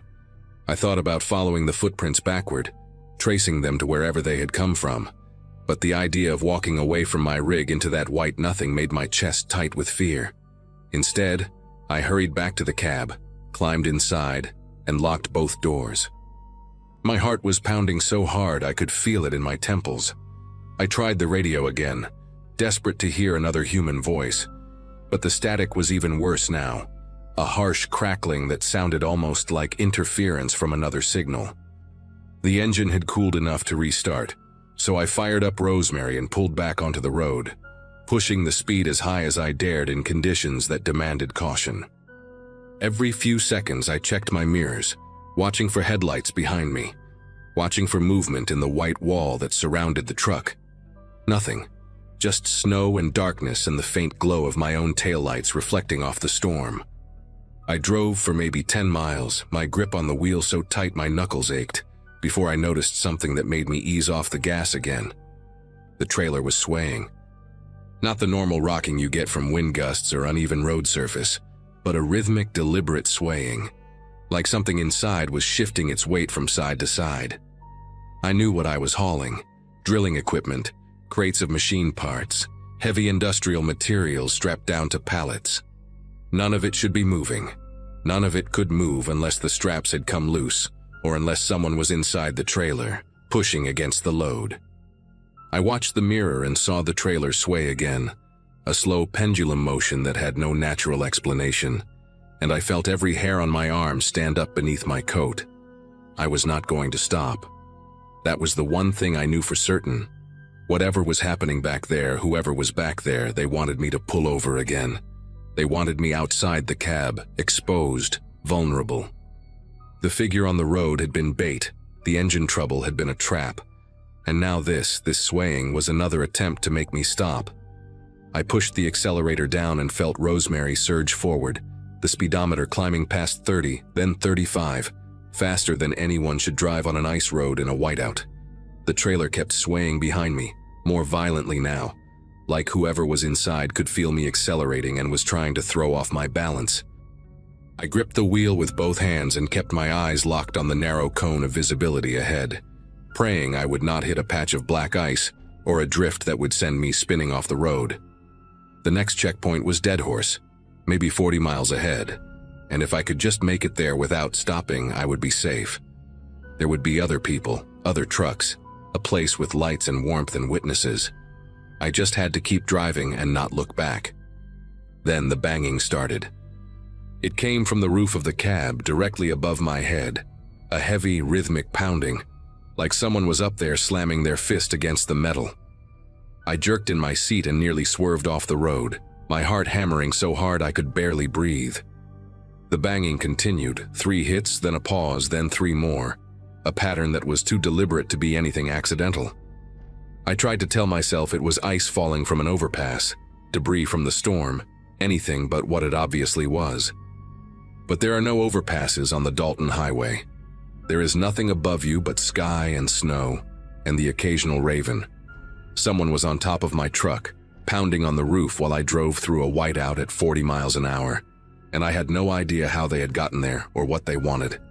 I floored the accelerator and pushed Rosemary to 50, then 55, the trailer fishtailing behind me, the banging above me getting faster and more insistent. The radio crackled suddenly, and for one heart-stopping moment I thought I heard a voice, low, distorted, impossible to understand, before it dissolved back into static. I do not know how long I drove like that, speeding through a whiteout with someone on my roof and something in my trailer, both hands welded to the wheel, eyes burning from not blinking. It could have been 20 minutes or it could have been an hour. Time stopped meaning anything. The banging would pause for long stretches and then start again, sometimes directly above me, sometimes toward the back of the cab, like whoever was up there was crawling around, testing different spots. At one point I heard a scraping sound near the passenger window, metal on metal, and I looked over just in time to see something dark flash past the glass. A hand, maybe, or a boot, gone before I could focus on it. I screamed, actually screamed out loud in the cab, and swerved hard enough that the trailer jackknifed for a terrifying second before I corrected. The road ahead was still nothing but white. The mirrors showed nothing but white, and the only proof I had that any of this was real was the pounding above me and the wild swaying behind me and the taste of copper in my mouth from biting my own tongue. Then, like a miracle, I saw lights. Faint at first, just a yellowish glow in the distance that I thought might be a hallucination, but they grew brighter as I pushed toward them. Dead Horse, the outpost. I could see the outline of buildings, the orange glow of sodium lamps cutting through the storm, the shapes of other vehicles parked in a lot. I laid on the horn and did not let go, blasting it over and over as I barreled toward the checkpoint, not caring if I woke every person within 10 miles. The banging on the roof stopped the moment the lights came into view. Just stopped, like someone had flipped a switch. The swaying in the trailer settled into the normal rhythm of road vibration. By the time I pulled into the lot and slammed the brakes, skidding to a stop in front of the main building, everything was quiet. I sat there for a long moment, engine running, doors locked, hands still gripping the wheel, waiting for something to happen. Nothing did. Workers came out of the building drawn by my horn, and I watched them approach with flashlights, their faces confused and concerned. When I finally opened the door and stumbled out into the cold, I could barely speak. I just pointed at the roof, then at the trailer, and managed to say one word. Someone. They searched everything.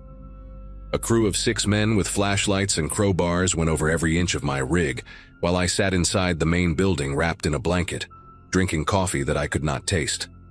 They found scratches on the roof of the cab, long, deep gouges in the paint that had not been there when I left Fairbanks. They found a vent panel on the underside of the trailer that had been pried open, the screws stripped, and the metal bent inward like someone had forced their way through. The cargo inside was undisturbed, still strapped down exactly as I had loaded it, but there were wet boot prints on the floor of the trailer and handprints on the walls where someone had braced themselves against the swaying. No one was inside when they opened the doors. Whoever had been there was gone, vanished into the storm before the truck even came to a full stop. The police took my statement and told me that I was not the first driver to report something like this on the Dalton. There had been others over the years, trucks found abandoned with no sign of the driver, rigs that arrived at checkpoints with damage no one could explain, reports of figures standing on the road in conditions no sane person would survive. They never caught anyone. They never found any bodies. They just had stories, dozens of them going back decades. I quit hauling ice roads after that night, turned in my notice to Kenworth the day I got back to Fairbanks and never looked back.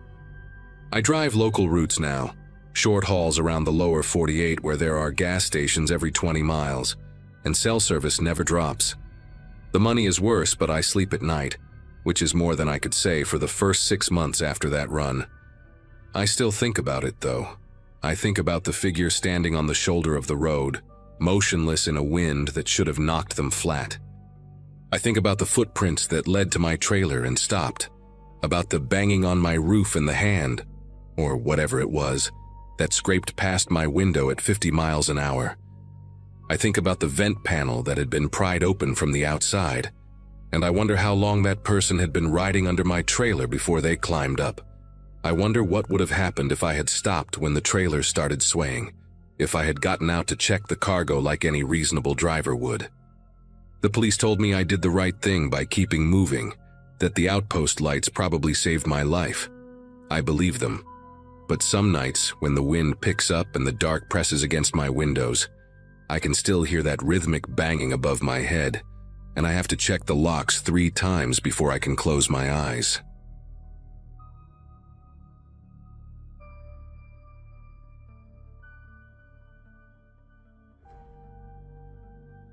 Around 2 a.m. on a Thursday in February, I woke up because of the silence. That sounds weird, but anyone who has lived through a real winter knows what I mean. When you fall asleep with the heater humming and the refrigerator buzzing in the background, your brain gets used to that noise. It becomes white noise, almost like a lullaby. But when everything goes dead at once, that sudden absence of sound hits you harder than any loud bang. I sat up in bed, already feeling the cold creeping into the room. My phone was on the nightstand, and when I checked it, the screen showed 2:17 a.m. and a battery at 63%. No service bars. The power had gone out, and judging by how fast the temperature was dropping, it had been out for a while. I pulled the blanket tighter around my shoulders and just sat there for a moment, trying to decide if I should get up or wait it out until morning. I had rented this place for 2 weeks to get some writing done away from the city. It was a small house about 40 minutes outside of Portland, Oregon, tucked at the end of a gravel road with maybe 3 other properties scattered along the way. My nearest neighbor was probably half a mile down. I had turned 34 the month before and decided I needed to finally finish the novel I'd been working on for 3 years.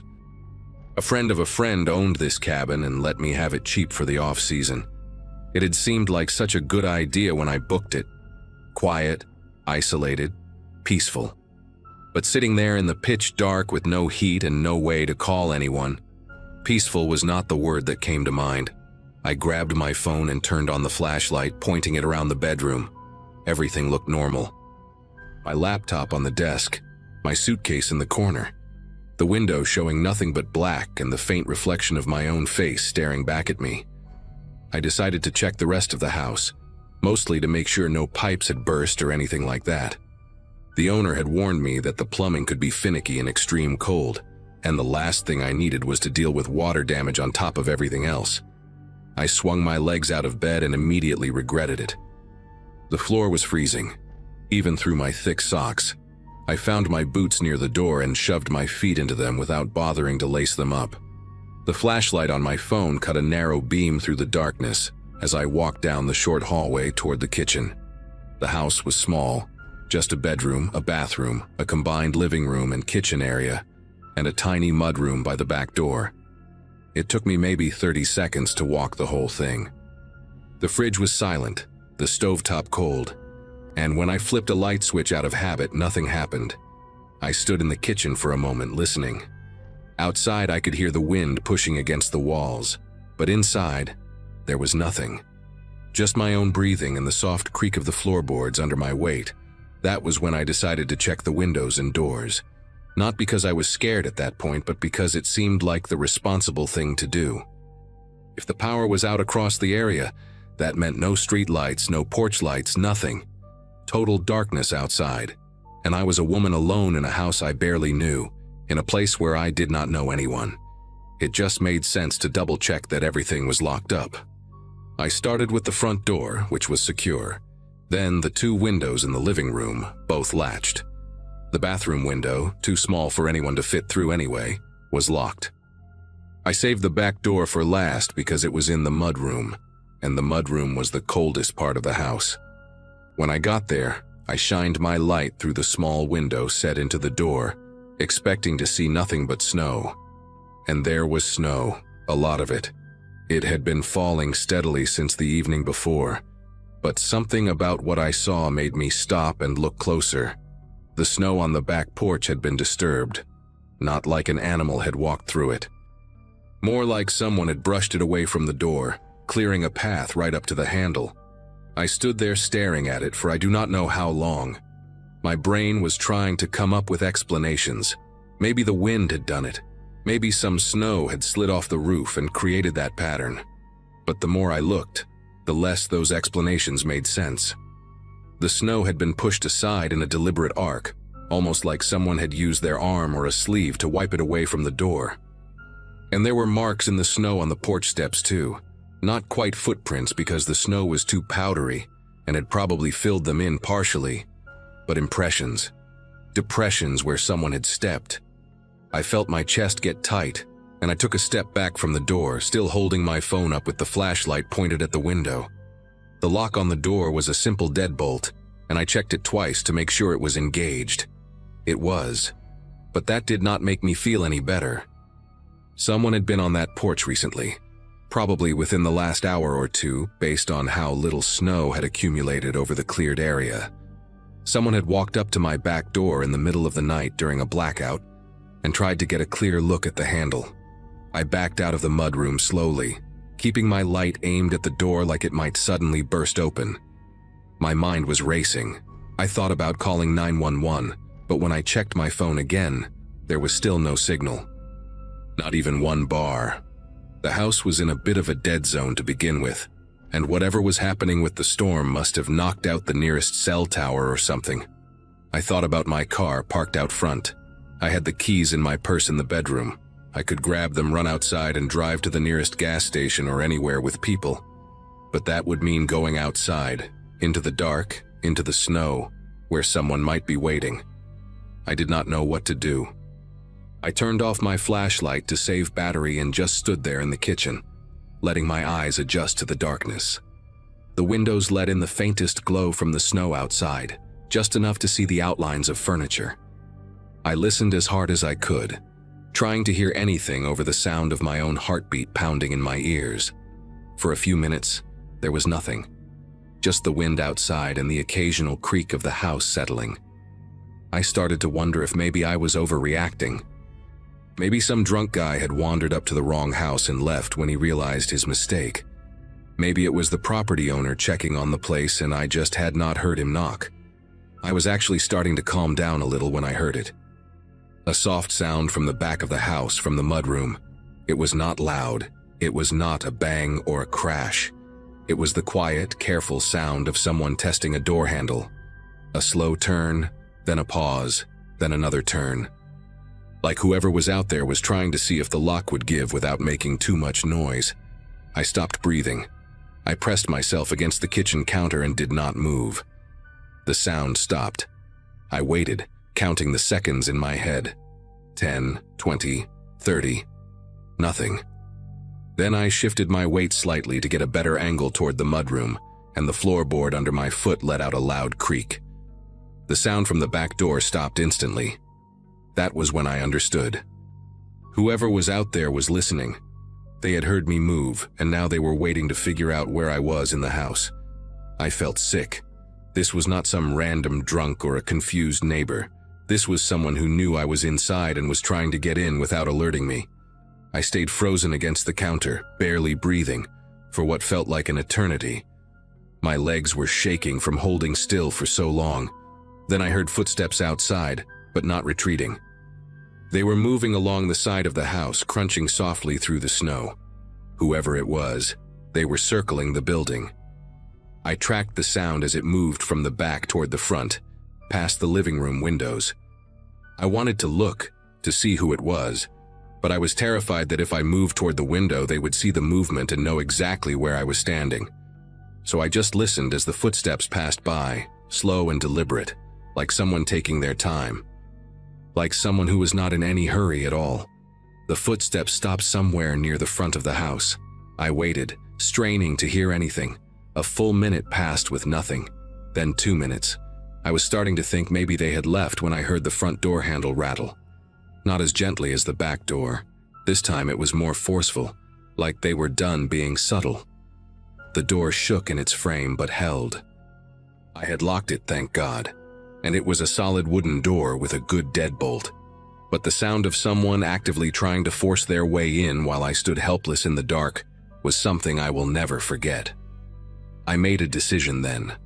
I moved as quietly as I could toward the bedroom, feeling my way along the wall with one hand. I did not turn on my flashlight because I did not want to give away my position. In the bedroom, I grabbed my car keys from my purse and the small kitchen knife I had been using to cut apples earlier that day. It was not much, but it was something. I crouched down beside the bed, putting my back against the wall so no one could come up behind me, and I waited. The rattling at the front door stopped after maybe 30 seconds. Then silence again. I do not know how long I sat there on the floor in the dark. It could have been 20 minutes or it could have been 2 hours. Time stopped making sense. Every tiny sound made my heart jump. The house creaking, the wind gusting, even my own breathing sounded impossibly loud. At some point, I heard the footsteps again, this time moving away from the house. I heard them crunch through the snow, getting fainter and fainter until I could not hear them at all. But I did not trust it. I kept thinking it was a trick, that whoever it was had just moved further away to wait for me to let my guard down. So I stayed exactly where I was, gripping that stupid little knife, watching the faint gray rectangle of the bedroom window for any sign of movement. The sky eventually started to lighten, just barely, that first hint of dawn turning the black into a dark blue. I had never been so grateful to see the sun coming up in my entire life. I stayed on that floor until there was enough light to see clearly, until I could look out the window and confirm that there was no one standing in the yard. When I finally got up, my whole body was stiff and aching from sitting in the same position for so long. The power was still out, but there was enough daylight now that I did not need my flashlight. I walked through the house, checking every window, every door. The front door showed scratches around the lock that had not been there before, deep gouges in the wood where someone had tried to pry it open. The back door was the same, with fresh marks around the deadbolt. I went outside through the front, staying close to the house, and walked around to check the perimeter. The snow told the whole story. There were footprints everywhere, circling the entire house multiple times, stopping at every window, clustering around both doors. Big footprints, probably a man based on the size. I followed them with my eyes as far as I could, and they led off toward the tree line behind the property and disappeared into the woods. I did not follow them. I went back inside, grabbed my stuff as fast as I could, and I was in my car and driving away within 10 minutes. I did not even lock the door behind me. I just left. I drove straight to the police station in the nearest town and told them everything. They sent someone out to the property, but by the time they got there, fresh snow had covered most of the footprints. They found the scratches on the doors and took some pictures, filed a report. The officer told me it was probably someone who knew the house was usually empty in winter and assumed no one was there. Maybe someone looking to steal whatever they could find, or just looking for a place to get out of the cold. They never caught anyone. I called the property owner and told him what happened, and he was shocked, said nothing like that had ever happened before. I did not go back to finish my 2 weeks. I did not ask for a refund. I just wanted to forget about it. But here's the thing that still keeps me up at night sometimes 3 years later. Whoever was out there, they were not just trying random doors. They cleared the snow from the handle before they tried it. They listened for my movements inside. They circled the house, checking every possible entry point, patient and methodical. And when they could not get in, they just walked away into the woods like it was nothing. I never saw a face, never heard a voice. I have no idea who it was or why they chose that house on that night, and I guess I never will.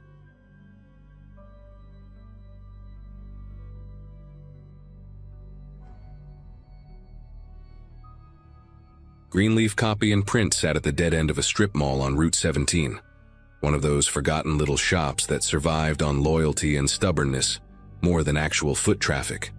I had been working there for about 8 months when this happened, running the front counter, helping customers with business cards and banners, occasionally taking passport photos for people who always seemed annoyed at how they turned out. My manager, Rich Oberlin, a stocky guy in his 50s who inherited the place from his father, called me around noon that Wednesday, asking if I could cover the closing shift.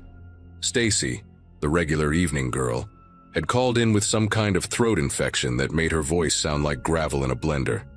At 24, still chipping away at student loans from a communications degree that had yet to prove useful, I grabbed every extra shift I could. The weather forecast mentioned snow, but nothing that sounded particularly threatening. When I pulled into the parking lot at 3 in the afternoon, the sky had that heavy, bruised look that upstate New York gets before something nasty rolls through. I should have paid more attention to that. By 5:30, what the radio called a significant winter weather event had buried the parking lot under a thick white blanket. The snow fell in dense curtains, reducing visibility to almost nothing, and the few cars that crept along Route 17 looked like ghosts drifting through fog. Rich checked in by phone, his voice cutting in and out through spotty reception. reminding me that the shop had never closed early in 18 years of operation. Small town reputation and all that. I told him I would stick it out until 9, already calculating the overtime in my head. The nail salon next door shut off its lights around 6, and I watched the owner sprint to her car with her coat pulled over her head, tires spinning briefly before she disappeared into the white. After that, I had the entire strip mall to myself. The heating system kept the front area comfortable enough, though I knew the back rooms, the storage area, and the old break room that nobody used anymore ran about 10 degrees colder. For 2 hours, I sat behind the counter with a paperback novel, listening to the wind rattle the plate glass windows and watching snowdrifts climb higher against the doors. Not a single customer, not even a phone call, just me and the hum of fluorescent lights and the storm howling outside like something hungry. Around 7:15, I decided to make myself some coffee in the break room. The shop had a small layout that I knew by heart. The front counter and customer area took up maybe a third of the space, with the big copiers and printing equipment filling the middle section. Behind that, a narrow hallway led to the storage room on the left, the break room on the right, and a back door at the very end that opened onto a small loading area behind the building. That back door had been stuck for years, painted shut according to Rich, and nobody ever bothered fixing it since we received all our deliveries through the front. I grabbed my empty mug and walked past the row of silent machines, their display screens dark and waiting. The break room was nothing special, just a mini fridge, a microwave crusted with old spaghetti stains, a wobbly table with 3 mismatched chairs, and a coffee maker that had probably been there since the Clinton administration. I flipped the light switch, and the single bulb flickered twice before catching. The room felt colder than usual, which I blamed on the storm, and the fact that the heating vents back here had never worked properly. While the coffee brewed, I leaned against the counter and scrolled through my phone, half reading a news article about the storm causing accidents on the interstate. The smell of cheap coffee filled the small room, mixing with that particular mustiness that old buildings develop over decades. That was when I heard it for the first time. A soft thump from somewhere deeper in the building, coming from the direction of the storage room. I stopped scrolling and listened, holding my breath without really meaning to. Nothing. Just the coffee maker gurgling through its final cycle and the muffled roar of wind outside. I told myself it was probably something falling off a shelf, maybe a stack of paper boxes that had been piled too high. The storage room was packed with years of accumulated inventory that Rich never bothered to organize. I poured my coffee, added 2 packets of sugar, and headed back to the front counter. The hallway seemed darker than before, though I knew that was just my imagination playing tricks. When I passed the storage room door, I noticed it was slightly ajar, maybe 2 inches of black space visible between the door and the frame. I could have sworn it had been closed when I walked by earlier. I hesitated for a moment, then reached out and pulled it shut until I heard the latch click. Old buildings shift and settle, especially in extreme cold. Doors drift open sometimes. I repeated that to myself as I walked back to the front, gripping my warm mug a little tighter than necessary. The next hour passed without incident, and I started to relax again. I finished a chapter of my book, checked the weather radar on my phone, and watched the snow continue to pile up outside. The drifts against the front door had reached nearly 2 feet, and I started to worry about whether my old Subaru would even make it out of the parking lot when closing time came. Around 8:20, I got up to stretch my legs and decided to walk the perimeter of the shop, partly out of boredom, and partly because something at the back of my mind kept nagging at me about that storage room door. The front area looked exactly as it should, the counter clean, the display racks undisturbed, the windows showing nothing but swirling white. I moved past the copiers and printers, running my hand along their smooth surfaces, listening to the building creak and groan under the weight of accumulating snow. When I reached the hallway, I stopped.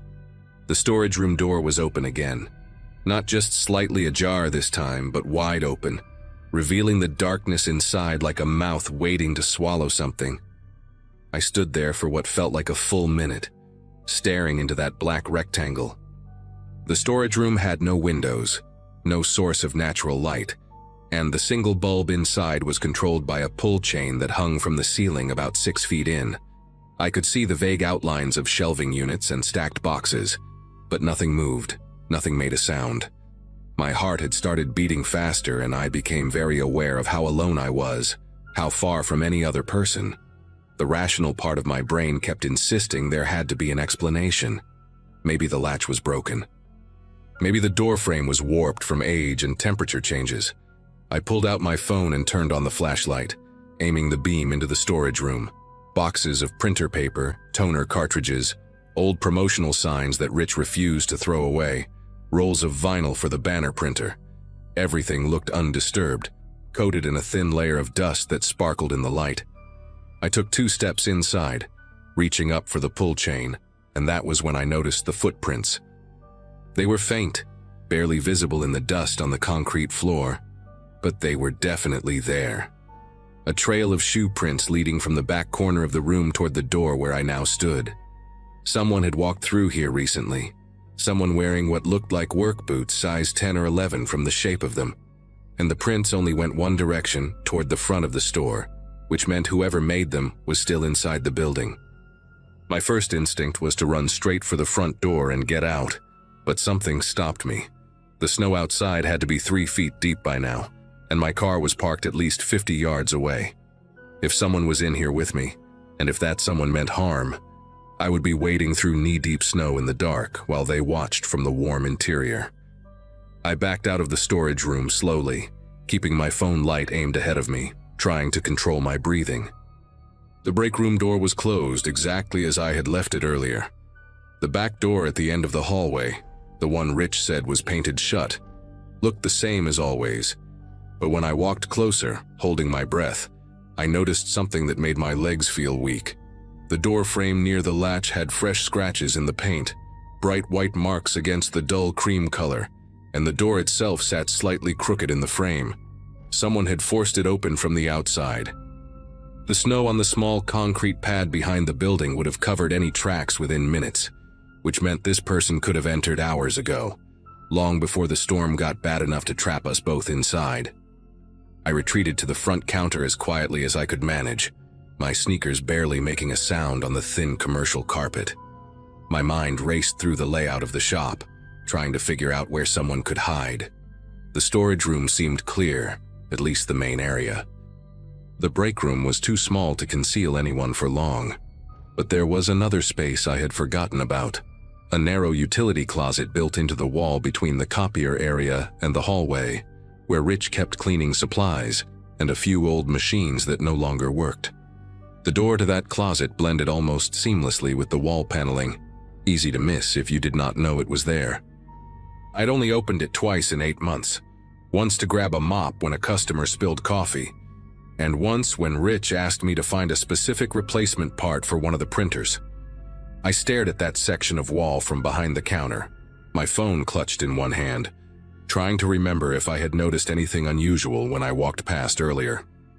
The closet door had a small brass handle, tarnished almost black with age, and from this distance I could not tell if it was fully closed or slightly open.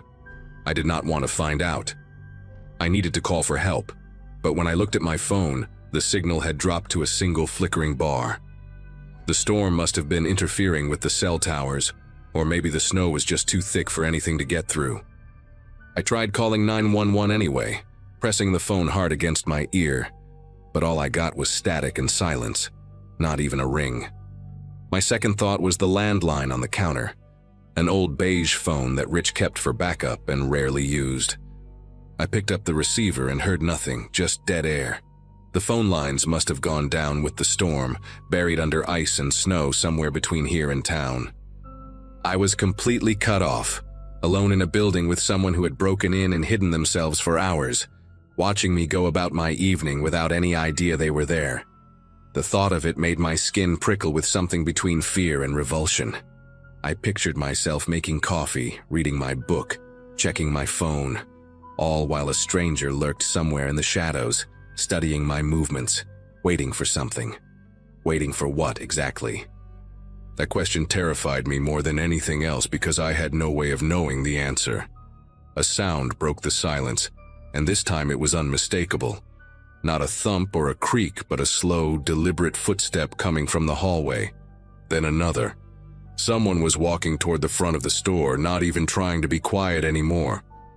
I ducked behind the counter, pressing my back against the wooden panel, and grabbed the only thing within reach that could serve as a weapon, a heavy-duty paper cutter with a long metal blade. The footsteps stopped somewhere near the copiers, maybe 20 feet from where I crouched. I could hear breathing now, slow and even, the sound of someone completely calm. My own breath came in shallow gasps that I tried desperately to muffle with my hand. Through a small gap between the counter and the wall, I could see a sliver of the shop floor, just enough to catch movement if anyone walked past. For a long moment, nothing happened. The breathing continued, steady as a metronome, and I realized with horrible clarity that this person knew exactly where I was. They had probably watched me duck behind the counter. They were standing there in the middle of my workplace, in no hurry at all, enjoying the fact that I was trapped and terrified and completely at their mercy. Then headlights swept across the front windows, bright and sudden, cutting through the snow like a miracle. A truck had pulled into the parking lot, its engine rumbling loud enough to penetrate the glass. I heard the footsteps behind me move quickly, retreating back toward the hallway, no longer slow or deliberate, but fast and urgent. Without thinking, I stood up and screamed, waving my arms at the truck outside. Not even words really, just raw noise coming out of my throat. The truck stopped about 30 feet from the door, and I saw a figure climb out, bundled in a heavy coat, wading through the snow toward the entrance. Behind me, I heard the back door slam, the one that was supposed to be painted shut, and then nothing. I ran to the front door and shoved it open against the snowdrift, cold air hitting my face like a slap, and nearly tackled the man coming toward me. His name was Earl, I learned later, a driver for a tow company who had been looking for a place to wait out the worst of the storm before continuing on to a call. He said I looked like I had seen death itself, pale and shaking and barely able to form sentences. I told him someone had been inside with me, that they had broken in through the back, and he helped me search the building while keeping his own tire iron ready. We found the utility closet door standing wide open, and inside, shoved behind a broken laminator, there was a backpack that did not belong to anyone at the shop. Earl pulled it out carefully, using his gloved hands, and we looked inside together. A change of clothes, a hunting knife with a 6-inch blade, a roll of duct tape, a small flashlight, and a burner phone with no contact saved. There was also a folded piece of paper with the shop's hours written on it, along with a note in messy handwriting that said, "Wed night, one girl alone." Earl called the police from his truck radio, and they arrived about an hour later after the plows had cleared enough of Route 17 to get through. The officers took the backpack as evidence and told me I was lucky, though they used a different word that I will not repeat here. They found boot prints in the snow behind the building, leading toward the woods about a quarter-mile away, but the storm had filled them in before they could follow the trail. They never caught whoever it was. I quit the job 2 days later and moved back to my parents' house in Connecticut for a few months, until I could stop jumping at every unexpected sound. Sometimes I still think about that note, about how someone had been watching the shop long enough to know the schedule, to know that Wednesday nights meant one employee working alone until 9. I think about the hours I spent reading my book and drinking coffee, while a stranger with a knife and duct tape waited in the dark, 10 feet away from me, breathing slowly and watching through the crack in a closet door. And I wonder what would have happened if Earl had decided to wait out the storm somewhere else.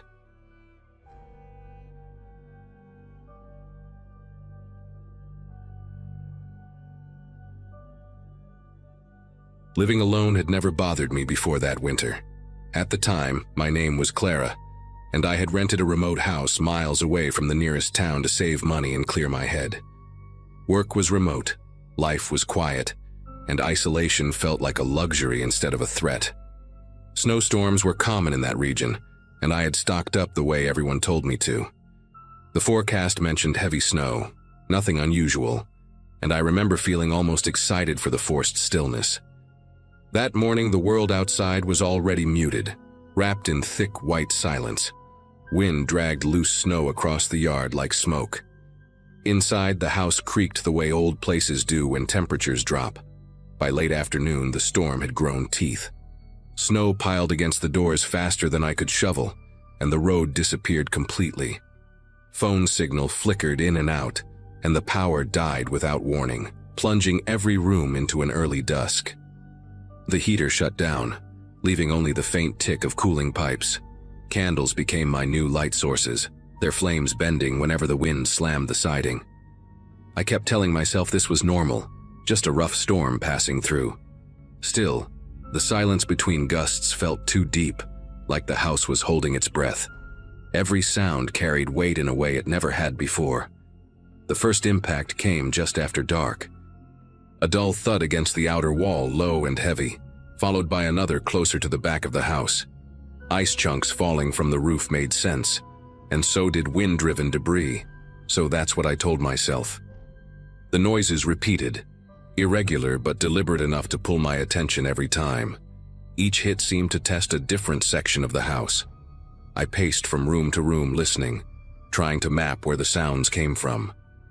The storm howled loudly enough to blur everything together, yet those impacts stood out, sharper somehow. I avoided the windows, uneasy about what I might see beyond the glass. Eventually, curiosity won. One candle in hand, I approached the living room window, wiping condensation from the inside with my sleeve. Snow covered most of the glass, pressed high and thick, but something darker caught my eye. A shape stood out where the snow thinned, uneven and unsettlingly familiar.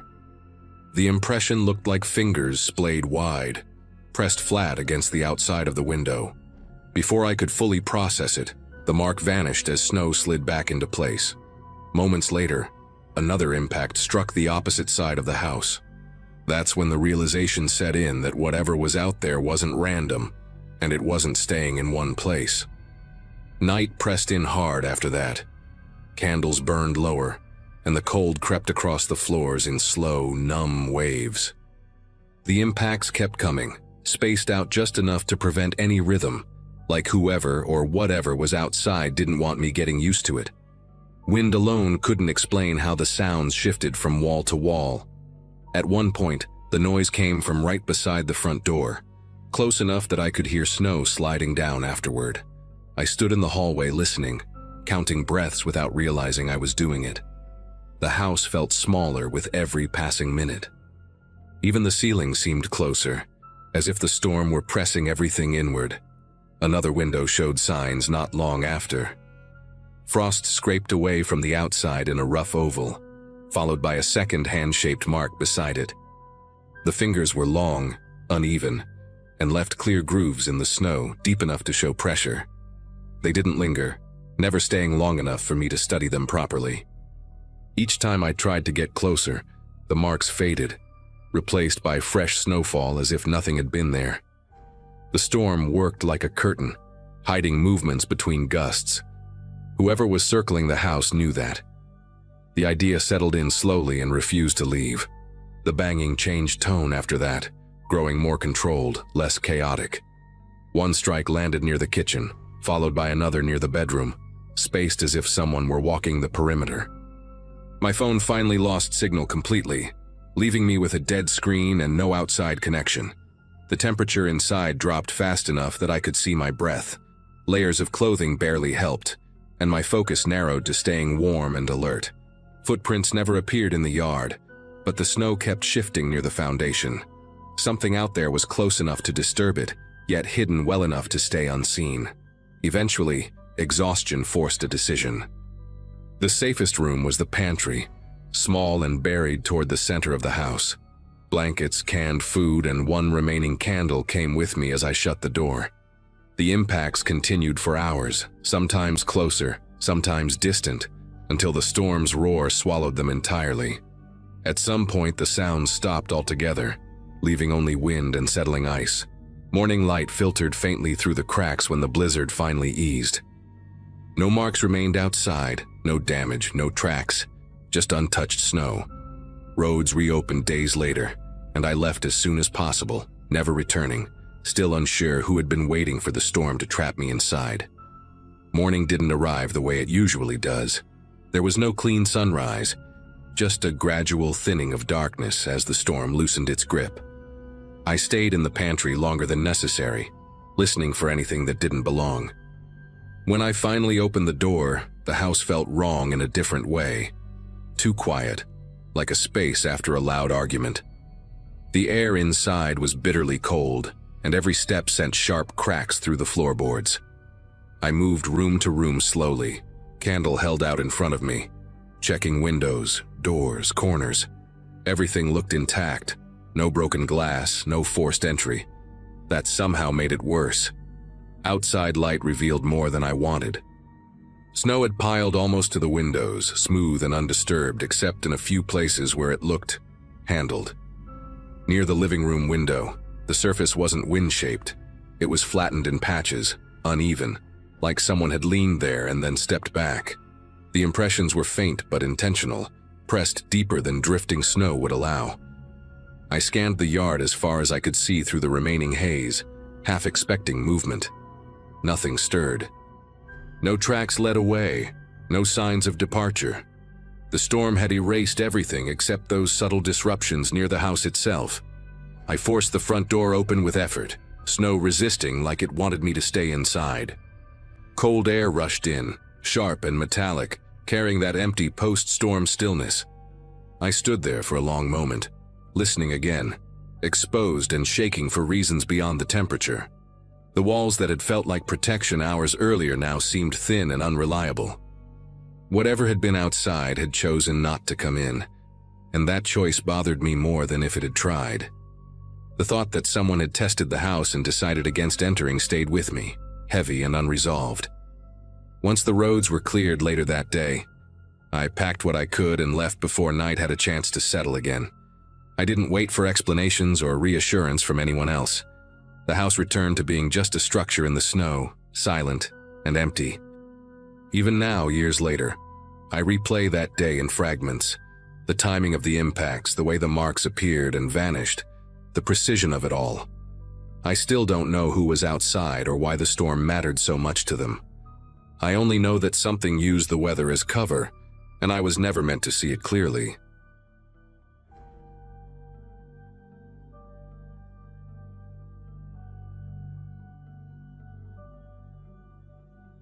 Winter mornings near my place were usually quiet enough that I could hear my own boots compressing the snow. At that point in my life, I was living alone in a small rental on the edge of town, working irregular hours and using long walks to clear my head. The trail behind my neighborhood wasn't anything official, just a worn path locals used to cut through the trees. That day, the air had that sharp, dry cold that makes your nose sting with every breath. I remember debating whether to go out at all because the ground was slick and the sky looked heavy. Still, I needed the movement, the routine, something normal. I zipped my coat up to my chin and headed toward the tree line, expecting nothing more than silence and frozen branches. About 15 minutes in, I noticed someone ahead of me on the trail. That alone wasn't strange, but the way they were dressed caught my attention immediately.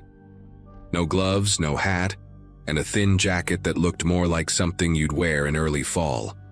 Their steps were slow and uneven, almost dragging, leaving shallow marks in the snow. Every few seconds they paused, as if listening for something behind them. I slowed my pace without fully realizing why, keeping a steady distance. The woods around us were dense, darker than usual, the kind that swallows sound. I remember thinking how exposed that person must be to the cold. Yet they didn't seem bothered. The path split near a fallen tree, with the main trail curving back toward the neighborhood.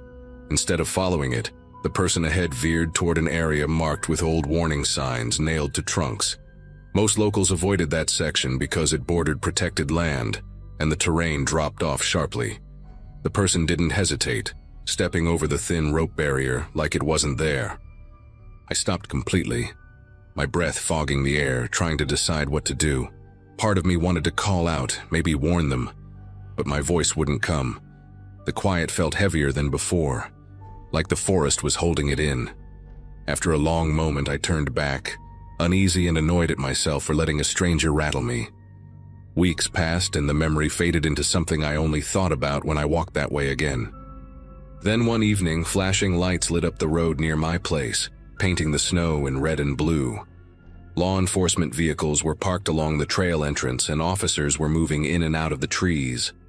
Later, word spread that they were searching the restricted area because of an unrelated investigation.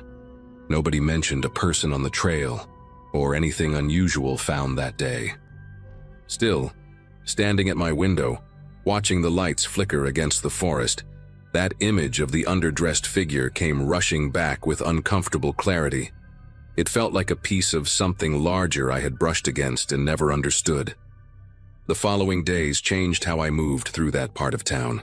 The trail stayed open, but the casual rhythm it once had was gone. I found myself scanning the tree line more than the ground, noticing things I'd ignored for years. Broken branches piled in odd places, faint tracks that didn't match boots or animals, scraps of fabric snagged on thorns. I kept replaying the way that person had crossed into the restricted area so calmly, like they'd done it before. There was no sense of urgency in their movements, no rush to get somewhere warm. That detail bothered me more than anything else. Cold like that usually forces decisions, but they had moved with patience, almost intention. Eventually, curiosity pushed me to ask around. At a small local diner, I overheard two older men talking about the police activity. They spoke in hushed tones, mentioning thefts, illegal dumping, and something about makeshift shelters deep in the woods. One of them joked about people hiding where nobody wanted to look. I sat there stirring my coffee long after it went cold, realizing how close that hidden area was to my daily routine. I thought about how easily I'd followed the stranger's path with my eyes, how natural it felt to watch them drift away from safety. It unsettled me to admit how close I'd come to stepping past those signs myself. Sleep didn't come easily for a while after that. Every creak outside my window sounded amplified. Every gust of wind felt deliberate. I started locking my doors earlier than usual and stopped using the trail altogether. Once, during another walk closer to town, I spotted a piece of rope half buried in snow that looked identical to the barrier near the restricted area. I couldn't say for sure it was the same, but seeing it there sent a jolt through me. It made me wonder how many markers I'd missed before, how many times I'd crossed paths with things just outside my awareness. The idea that danger didn't announce itself weighed heavily on me. Eventually, the police presence disappeared, and life resumed its usual pace. No official statements reached us beyond vague reassurances. Still, that winter walk stayed with me, reshaping how I thought about familiar places. I learned that proximity doesn't equal safety, and routine can blind you to quiet warnings. Even now, years later, I avoid wooded shortcuts during colder months. I don't know who that person was or why they were there, and maybe I never will. What I do know is that noticing them changed something permanent in me, a subtle shift toward caution that hasn't faded with time. Spring eventually softened the edges of that winter, but it didn't erase what had happened. I remember the first time the snow fully melted and the ground turned to mud, exposing things that had been hidden for months. From the road, I could see where the forest floor had been disturbed in the restricted area, darker patches where people had clearly been moving back and forth.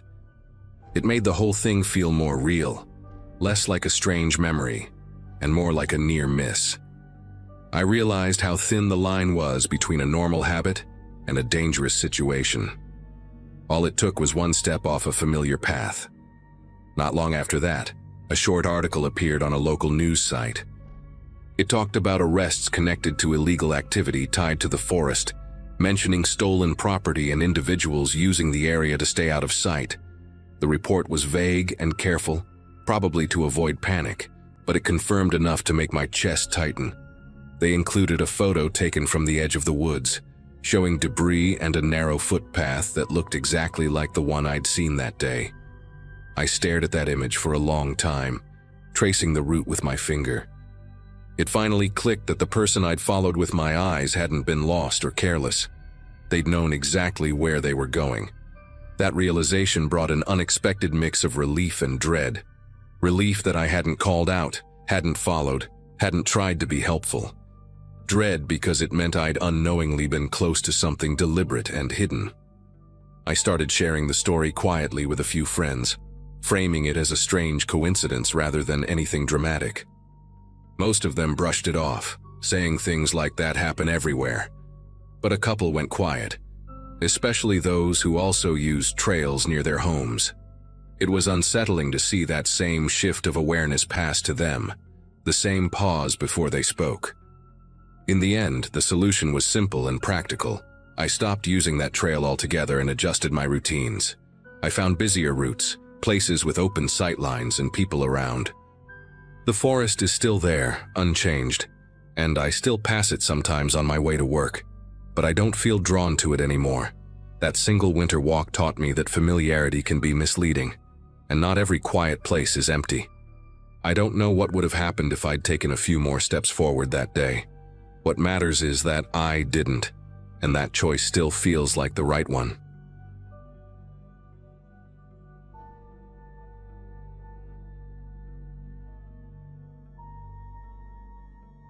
Working remotely during a harsh winter had become my routine by then, especially with deadlines piling up and the days getting shorter. At that point in my life, I was living alone in a small 2-story house, trying to save money and keep my head down. Snow had been falling on and off for days, the kind that muffles everything outside and makes the house feel sealed off from the world. That evening, my job kept me glued to my desk, headset on, juggling calls and reports while the heater hummed nonstop. I remember feeling oddly grateful for the isolation, like the storm had given me an excuse to disappear for a while. The house was quiet in a way that felt heavy, not peaceful, but I brushed that thought aside. I told myself it was just winter doing what winter does, pressing in from all sides. Nothing about that night seemed special yet, just another long shift at home. The first sound slipped past my headphones like a mistake, something soft and brief that didn't belong to the audio in my ears. I paused the call, lifted one side of the headset, and listened, expecting the heater or the pipes. What I heard instead was closer, like a faint scrape, the kind you'd get from fabric brushing a wall. I stood up and checked the hallway, finding everything exactly as I'd left it. Every door on the ground floor was closed, lights off, shadows sitting where they should. Back at my desk, I chalked it up to fatigue and put the headset on again. Minutes later, another noise came through, heavier this time, like a slow step being placed carefully. My focus started slipping, but I forced myself to finish the task in front of me. I didn't want to admit how alert I'd become to every tiny sound. As the night dragged on, those subtle noises kept returning, always just quiet enough to make me question whether they were real. Sometimes it sounded like a door shifting slightly, sometimes like something brushing past furniture. Each time I checked, the house looked normal, almost staged in its stillness. Near the end of my shift, I got up to refill my mug and noticed the door to the guest room standing open. I clearly remembered closing it earlier because the draft from the window made it rattle. The bathroom door down the hall was open too, angled in a way I never leave it. Standing there, mug forgotten in my hand, I felt a creeping sense of unease settle in my chest. I walked through the house, closing each door again, paying attention to the sound of the latches clicking. When I returned to my desk, the silence felt louder than before. Sleep didn't come easily after I logged off, and the house felt wrong in a way I couldn't put into words. The next morning, still bothered, I checked the security camera app on my phone, more out of curiosity than fear. The footage from the previous night showed subtle movement during my working hours, shadows shifting and doors changing position on their own. At one point, the guest room door eased open slowly, like someone careful was controlling it. There was no clear figure, no obvious person, just motion where there shouldn't have been any. I replayed the clips again and again, scanning for an entry point, a window, anything that made sense. Every lock had remained secured the entire time, according to the system. Sitting there with my phone in my hand, I realized those sounds hadn't been my imagination at all. I spent the rest of that morning walking through the house with a notepad, writing down what the cameras had actually captured. Each clip showed the same rooms I had checked in person, yet the timing didn't line up with my memory. The hallway light flicked on briefly at one point, even though I hadn't touched the switch all night. In another clip, the door to the storage closet shifted inward, stopped, then slowly returned to its original position. No sudden movements, no rush, just patience. That detail bothered me more than anything else. Whatever caused it wasn't careless or accidental. It behaved like it knew the house, like it understood how little force was needed to avoid making noise. Later that day, I called a friend named Lucas to come over, mostly because I didn't want to be alone with my thoughts. We went over the footage together on my laptop, frame by frame, pausing and rewinding until my eyes hurt. Lucas tried to joke at first, suggesting drafts or pressure changes from the cold, but his tone changed as the clips kept playing. He pointed out how consistent the movement was, always during my work hours, always stopping when I stood up from my desk. We checked every window, every vent, even the attic access, finding nothing disturbed. The snow outside was untouched except for my own footprints from earlier that morning. Seeing his confidence fade made the situation feel heavier, more real. That night I worked again, though I didn't put my headphones on this time. Every sound felt amplified without them, from the heater cycling to the faint tick of the walls contracting. I positioned my desk so I could see the hallway clearly, keeping the doors in view. Hours passed without incident, and part of me started hoping the previous night had been a one-time thing. Near the end of my shift, a soft click echoed through the house, unmistakable and deliberate. The bathroom door, which I had locked, eased open by a few inches and stopped. I didn't move, barely breathing, watching it like staring at an animal that might bolt if startled. After a long minute, it closed again, gently, leaving the latch exactly where it had been. The next day, I contacted a security technician to review the system in person. He confirmed there were no glitches, no remote access, and no signs of tampering. Before leaving, he suggested adding motion sensors inside the house, something I agreed to immediately. After they were installed, the unexplained activity stopped completely. No more sounds, no doors shifting, no movement on camera. Even so, I didn't relax. I moved my workspace into the living room and kept interior doors open from then on. To this day, I still don't know what caused those hours of quiet movement while I worked. All I know is that whatever it was seemed aware of me, and once it realized I was watching back, it never returned. That week ended with a strange kind of quiet settling into the house, the kind that doesn't feel earned. Work returned to normal. Deadlines came and went, and the cameras showed nothing but empty rooms and steady timestamps. Even so, habits had changed without me really choosing them. Lights stayed on longer than necessary, and I caught myself listening before stepping into any room. The motion sensors never triggered, not once, which should have been comforting. Instead, it felt like a held breath that never fully released. Friends told me I was overthinking it, that stress and isolation can mess with perception. Deep down, I knew stress hadn't opened locked doors or shifted shadows on a screen. Normalcy had come back too cleanly. Winter dragged on, and the snow eventually melted, exposing the yard exactly as it should be.